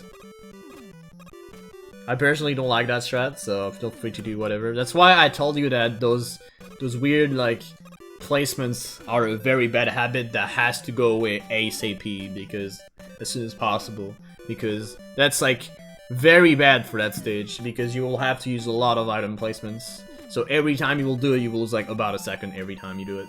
So this can just adds up quite a lot to like seconds, if not like almost half a minute, due to how many placements you have to do in the whole game. So yeah. So again, you can do like Prizzy does this, so we can do it as soon as he jump out of the ladder. You can do like a little buffer in the ladder, and you can do that. I personally prefer to walk like for a few frames and then I do this. To me it's better, so it's just preference in that case.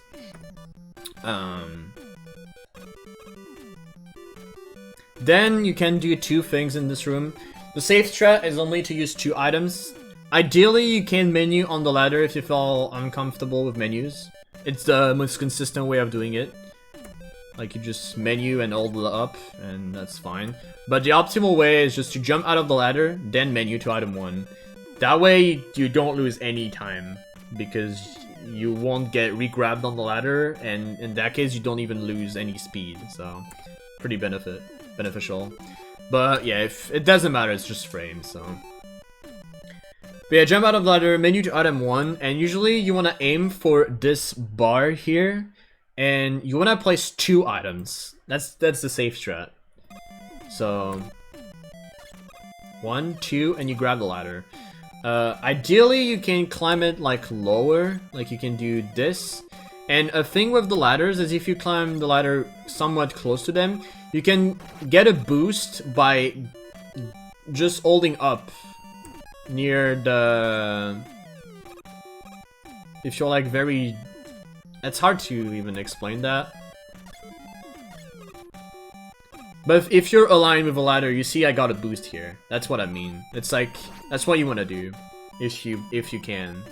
But it's not necessary. You can just do this, and it's pretty much the exact same. So, 1, 2. So that's the safe strat. And if you do that safe strat, you have 1 extra item to spare that we're going to use in the checkpoint room. So let me show you that. So 2 here, 2 here, and then we can use 3 on that screen. And basically, all you gotta do is just A plus B's here, except on the first one.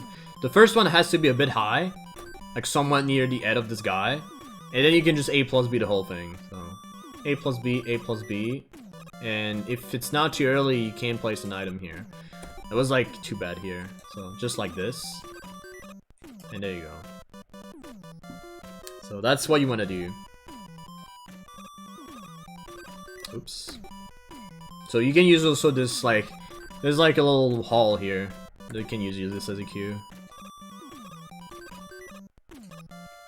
Usually the item despawns, so you can do it.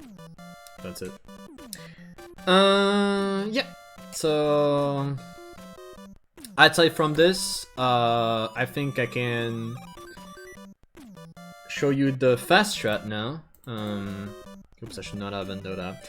So the fast strat will be to use 3 items here, meaning we'll have 1 less item on the checkpoint screen. So that makes those 2 screens a bit harder, but it saves about a second over what we're going to do here. So let's do that.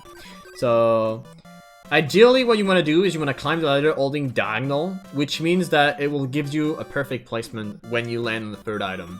So let me show you that. So 1, 2, 3, and you see I'm holding diagonal, so as I'm placing this 3rd item, I'm like standing on the ladder, so, and the item is below me. So what I have to do is I simply have to release my jump, release the ladder, so, and then I need to jump, and I will get a boost out of the ladder. And that's all there is to it. 1, 2, 3, I release and I jump. I did it slowly so you can see what happens, but if it's done fast, you can do something like this. That was too early here. My bad. But there you go. If it's done fast, you can do something like this. And all you have to do is just like release the diagonal. So here I was too high, so I didn't grab it. You have to be careful to not be too high, otherwise you can zip like this. That's a zip. Well, that didn't count as a zip there, but you have to be careful. But normally it's fine. Just if you're too, most of the time you won't be too high, you will be too low. So yeah. Yeah. That's the optimal strat, and that makes you climb the slider instantly. That's where the time save is. Oops. I released diagonal, that's why it's not working right there.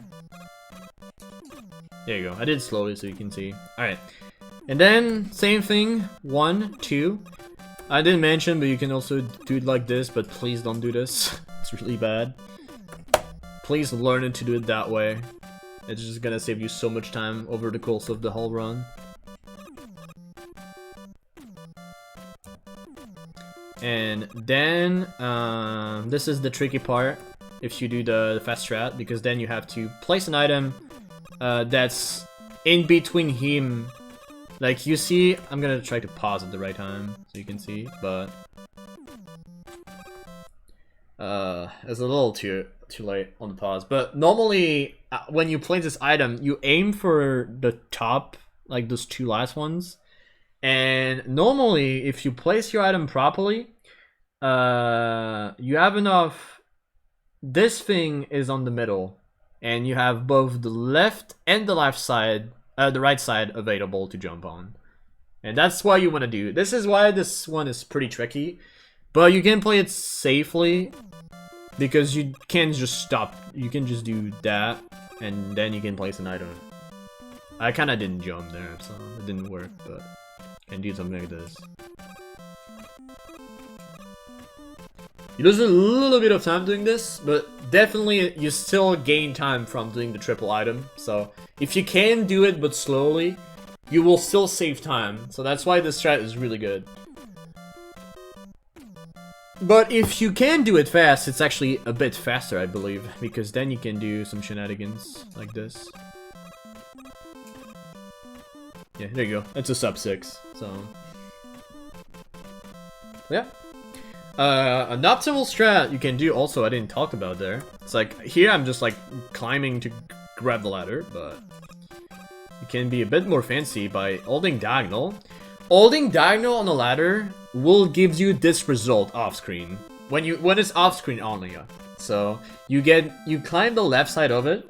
So here what's good is when I'm going to press A, I'm going to get boosted to the top block here. Just like that. This saves like a few frames. That's all there is to it. It's just a neat like few frames time save. That's why when at top level you may see runners do the strat. They do a double A tap because the first taps makes you boost on this block, and then you can do like the strat to climb this ladder.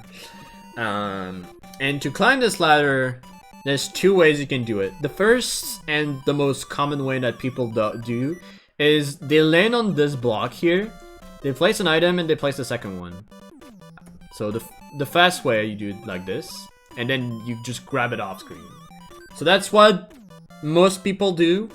It's a bit scary because this, as you saw, I just fell like instantly. You gotta be super fast to get to this point. But you can do something different. I do something that people doesn't do in runs. I do walk here, just like normal. Except that I will place an item straight up. And this time, I'm going to do this. Like this, and this. So I go a bit further left. I'm going here. But not that much, like I'm still here. So it's like... And then I can do that. And I save some time like that way, personally. But both ways are not normally pretty even. It's like, in theory, this one is faster, but you're free to do whatever you want. But it's harder to get the boost in this one, like on the out of the slider. So the way I do it, I just do this personally. It's really fast for me, but you don't have to do it that fast. You can just do that if you want. Like, there's so many ways you can just place this item, but the most optimal way is to do it to have this result at least. Or if you do the other strat, to have this, well, not that, but to come on, to have like a result similar to this. Basically, you just want to have a boost on the slider while only using 2 items. That's the objective. So yeah, that was not a good boost. All right, so this screen right here, you want to, if possible, to land on this and jump out of it. It's faster than just climbing the whole ladder. If you have a pretty bad D-pad, this might be an issue because you might have trouble to release this ladder. So if you struggle with it, it's just better to just climb it. So if you're, and if that, in that case, it might be better to try to get a very high boost so you have the biggest boost possible. So you don't lose that much time. But normally, no matter what you do, you won't be that high with 2 items. So you have to climb a lot. That's why we have to jump here normally. It saves like quite a bit. So, boom. And right here is a whole science with this one. There's like a lot of ways you can place this last item. So the baby way, you just don't even jump out of this ladder because it makes it harder. But you just walk a bit and you will like place it that way and you just do that. And if you hold diagonal, you will climb the ladder that like this and just hold up and you will just be fine. Normally, if you're good with the placement, you should not grab the ladder on the pixel perfect because that's the ladder where a lot of pixel perfect placement can happen because you're pretty far away from the ladder when you're here. So that's why some other people will use to do this instead, which is a tiny bit faster, but that's not the optimal strat. You can also do this, which, as shown earlier, works, except that I don't do this anymore, but yeah, it also works. And if you want to be fancy, so you want to combine everything, you jump out of this ladder, so you land here, so you just gain a bit of speed, and you can do any of the strats that are shown earlier. You can do this, you can do like what I just did here, you can do this, you can even do this. The only problem with the strat is you gotta be sure to not jump too bad, because otherwise you may get hit by this met, so you gotta be careful with that. And the dumb strat, which is the fastest for that screen, with one item that is to hop and do a hop on that item. That's the fastest way to clear its room. But that's like a 28 strat, so you don't have to do that. it just makes it more convenient for some stuff, but it's really not necessary. So it's only if you're really fancy you can try it if you want, but you probably won't succeed. But if you succeed, good, you can maybe do it. That's good. It's a like 20 frame time save or something, so not bad. Alright. So now that we clear that screen, we are to one of the most bizarre screen in the game, because there's like a lot of different strats you can do. So if you have issue with D-pad, because I know there's a lot of problems you can have while having diagonal problems on this ladder, I advise you to try to place your items to the left and climb the right ladder. Don't climb the left one. The left one's bullshit. Don't do that. And you wanna be high. Like, that's why while doing this could be a problem, because you may not be high enough to do it. Well, let me do it the normal way. Normally the normal way you just do this. But that's very bad to do this. So if possible, try to not do this, because that will cost you a lot of time. You lose like approximately almost a second per item, so you can lose like almost 3 seconds. So normally something a bit optimal will look like this. Like you place 3 items, the 3 remaining ones, and then you don't want to grab this ladder too fast, neither too low, because otherwise if you're too low, there's this bird that's gonna make you fall back down and you will lose some time. If you keep holding up, you won't fail off unless it's really early. Also, something to notice is I never stop facing right. And a thing too is I stop holding right every time I'm landing on the left side of an item.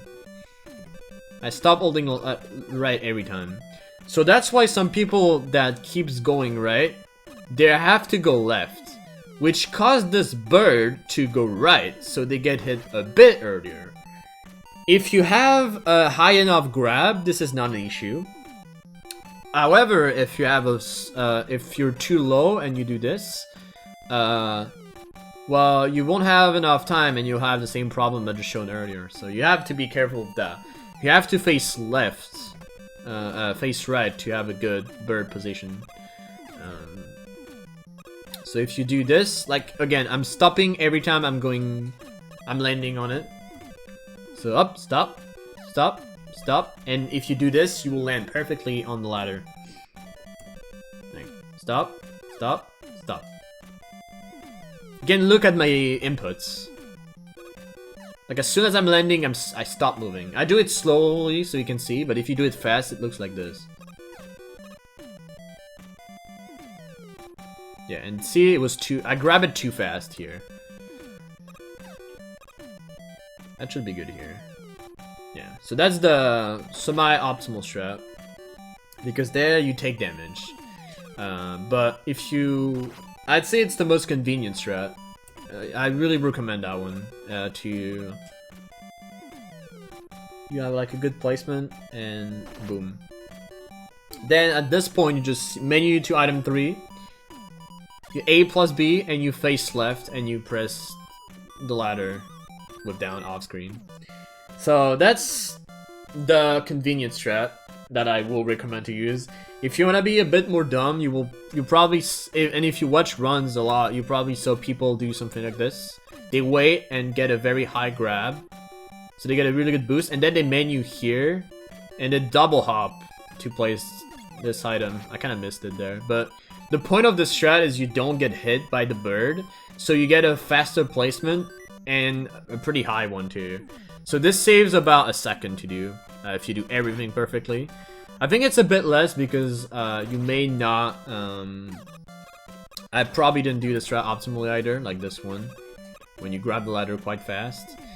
The point of this is to...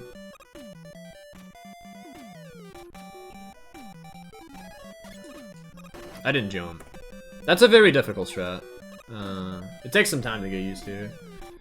But normally, most of the time, you won't have the boost for it. So you just, as soon as you take damage, you switch to item 3, you face right, you A plus B, face left again, and you grab the ladder off screen. It's very convenient, you barely lose time doing it. I got my PB with this strat, and it's a 28, so I'd say it's pretty good. So yeah.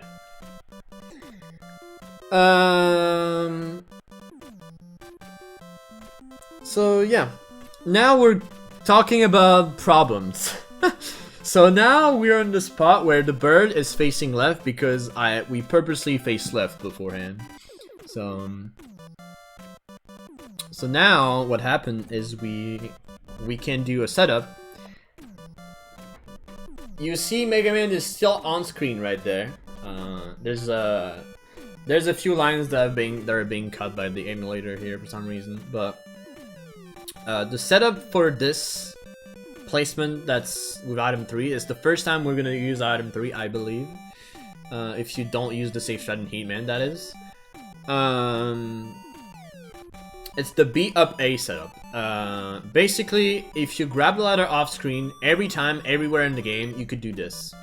It's a very quick series of inputs. It's B, then up, then A, and you want to do this quite quickly, like maybe like this. That's the objective. So it gives you like a free perfect fast placement of item 3. This, you have to do this because it's really not that bad to do and learn.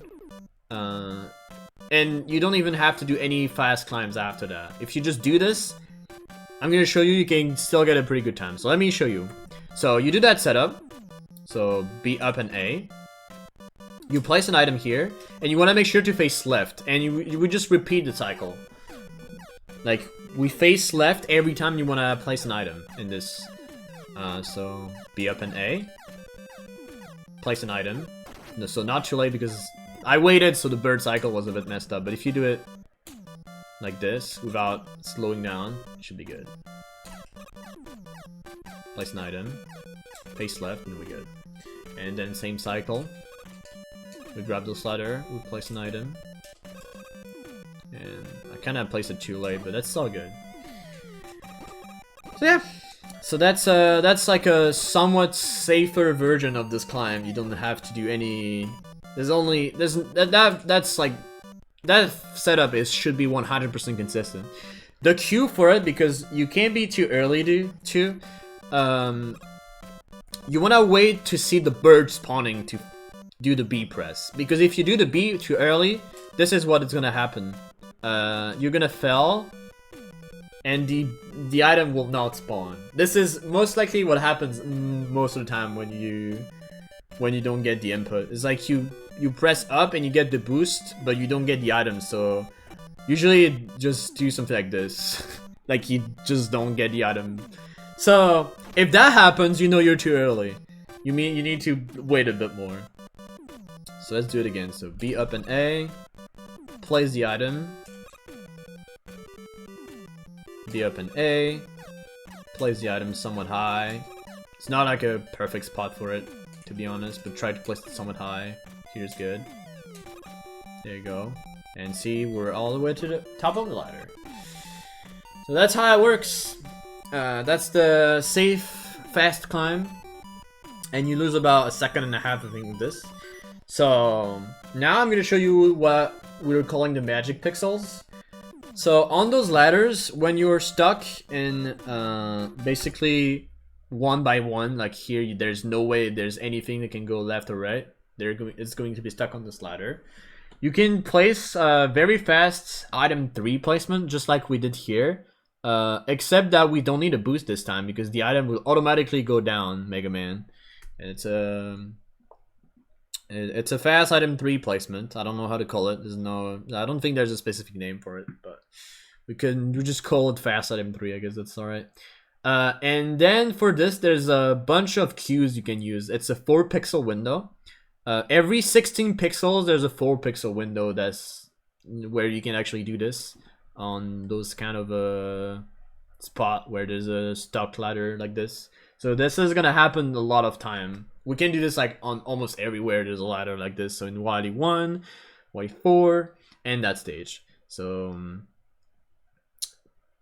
the way it works, you wanna align yourself. So we're going to use, personally I will use, and I think that's a good cue because it's a pretty static cue. People sometimes use either Mega Man's hands or the feet, which I don't recommend for the simple reason that depending on your subpixels, it might be not the same hand. It might be the left or the right foot. So that's why I use Mega Man's right line here on this helmet. This is a very static cue, and it's pretty nice to align with the like dots on the ladder. And this is what we're going to use. You can also use the pipes or whatever that is on the left side to align to. And this is also what we're going to use. So the very first cue is right here on this dot of this one. So we're gonna go all the way up here. You see I'm like aligned here. Actually, it's not even the right screen, so let me go down. Is that the right screen? I don't even know. Yeah, it's the right screen. I just wanted to make sure because I wasn't even sure. Talked for too long. So it's the right screen. So we do the B up pace setup. We go to the Q, which is right here, but the problem is that save state is now bad because the timing is off. But you don't have a lot of time to do this, so that's why I only show it now. So it's right here. You do A plus B, and you do left input in the same time. So A plus B left, basically. So B up and A. I'm gonna wait that this bird goes. So wait that. So it's right here, A plus B. So it's the cue I just shown. You just try to align Mega Man's helmet. You see with this, it's like perfectly aligned here. So I'm good. And you can also look at this. It's a whole, like this whole square is good for cues. Try to align this like white line to this and this. Here it's perfectly aligned, like on the top almost, and here it's right there touching it, so it's good. Can do A plus B and it works. So that's the first one. So B up and A here, and then it's good here. You can also stop for a bit. You don't have to be that fast at first, but eventually you will not even need to move to stop for it. So I'm gonna show you it again. So it's right here. We see it's this dot right here. So boom. There you go. So in the second screen, there's another one too. So we do the B up A. You also could do a fast placement here, but that's unnecessary as we have the ladder boost. So we have to use this ladder boost as good measure. Also, if this situation happens, it means your up input was too early. So that means you did B, you did up B instead of B up. By the way, so there you go. And the cue we're going to use is this one right here, and we're going to use this pipe to help. Just like that. That was too high.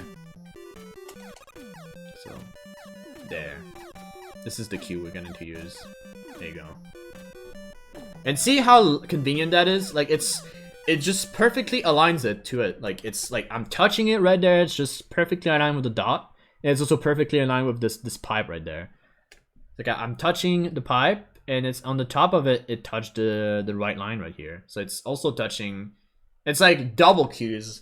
And if you just have this, you basically almost never fail this unless it's like you know when you fail it. Like you know what you did wrong, in most cases. So let's do it again here. So boom, there you go. And the last one is pretty similar, except that this time we don't have a pipe to help.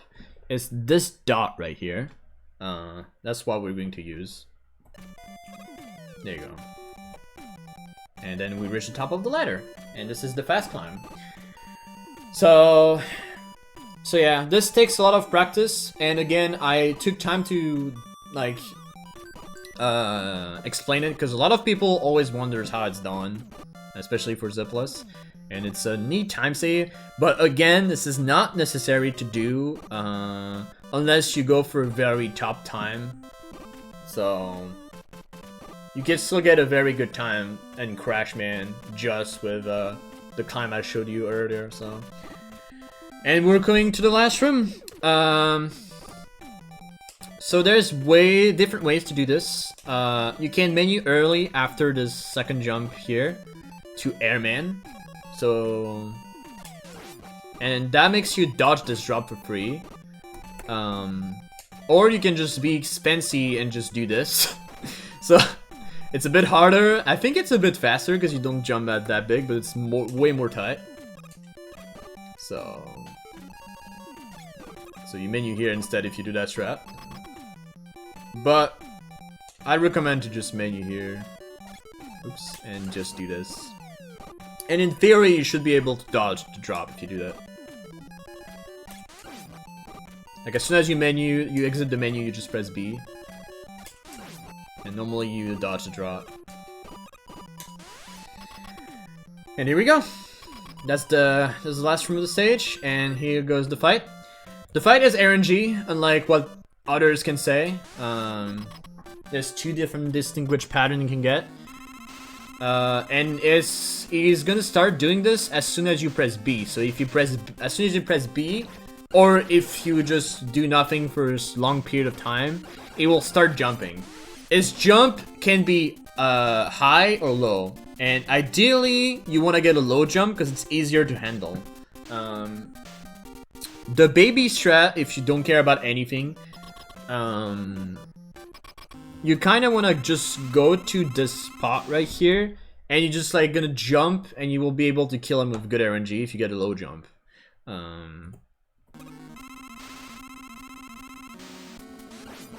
So that was low jump. So that's you just land about here, and you should like about at the mid of the jump, like about here, and that gives you a good if you have a good pattern, you will get the quick kill.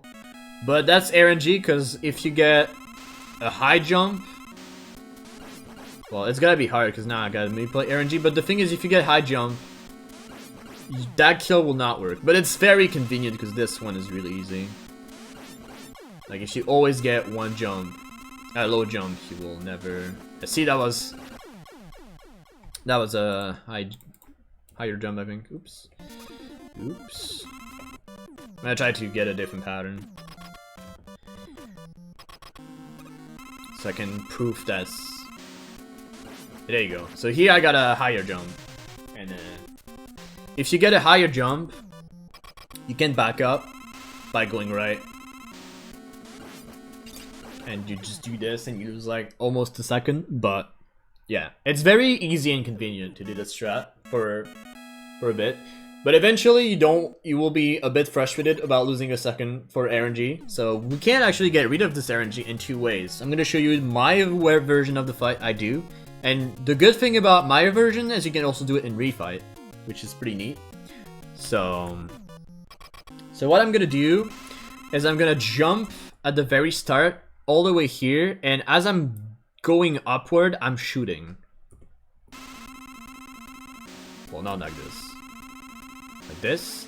And depending on this jump, no matter what, I will jump again. But my B input will be different depending on what he does. So if he does a low jump, I just jump again. And I'm shooting on the peak of my jump a bit. Like as I'm shooting late though. As I'm at the peak, but as I'm starting to fall down.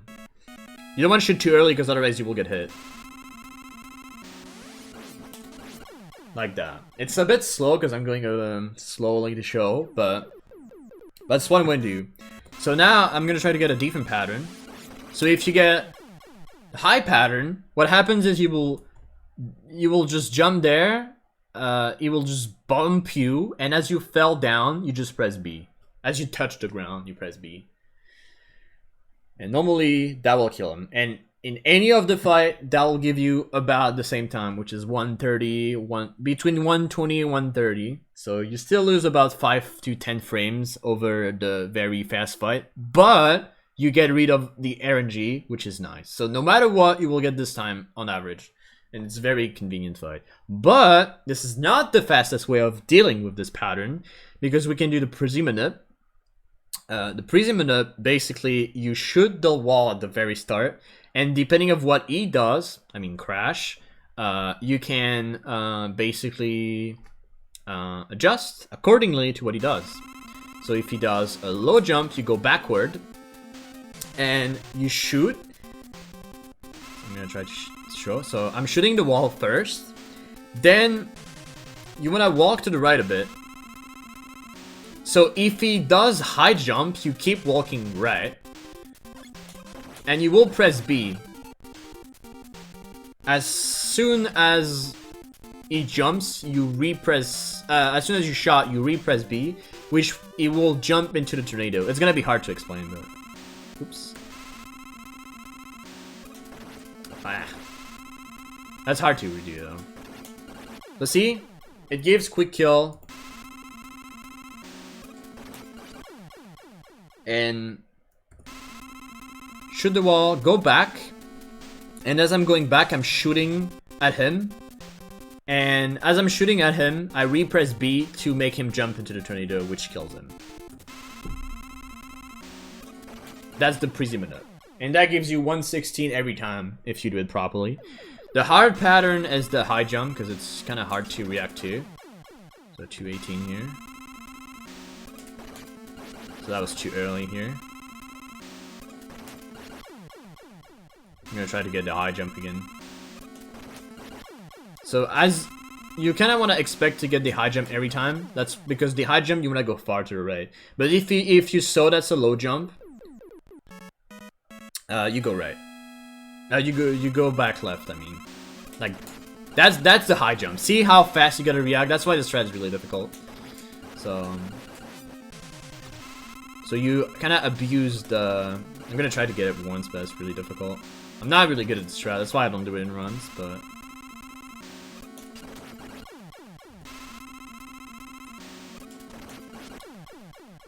this is the fastest strat, but it gives like some very tiny. It's probably easier in console because you will probably have a better reaction time than emulator players. But yeah, it's a neat strat. I still recommend my way of doing it because it's barely lose any time, like 10 frames to 15. So between 5 and 15, and it's consistent, and you don't really have like a lot of time to react. But yeah, and I think we'll continue later on the next day because it's been a long ride.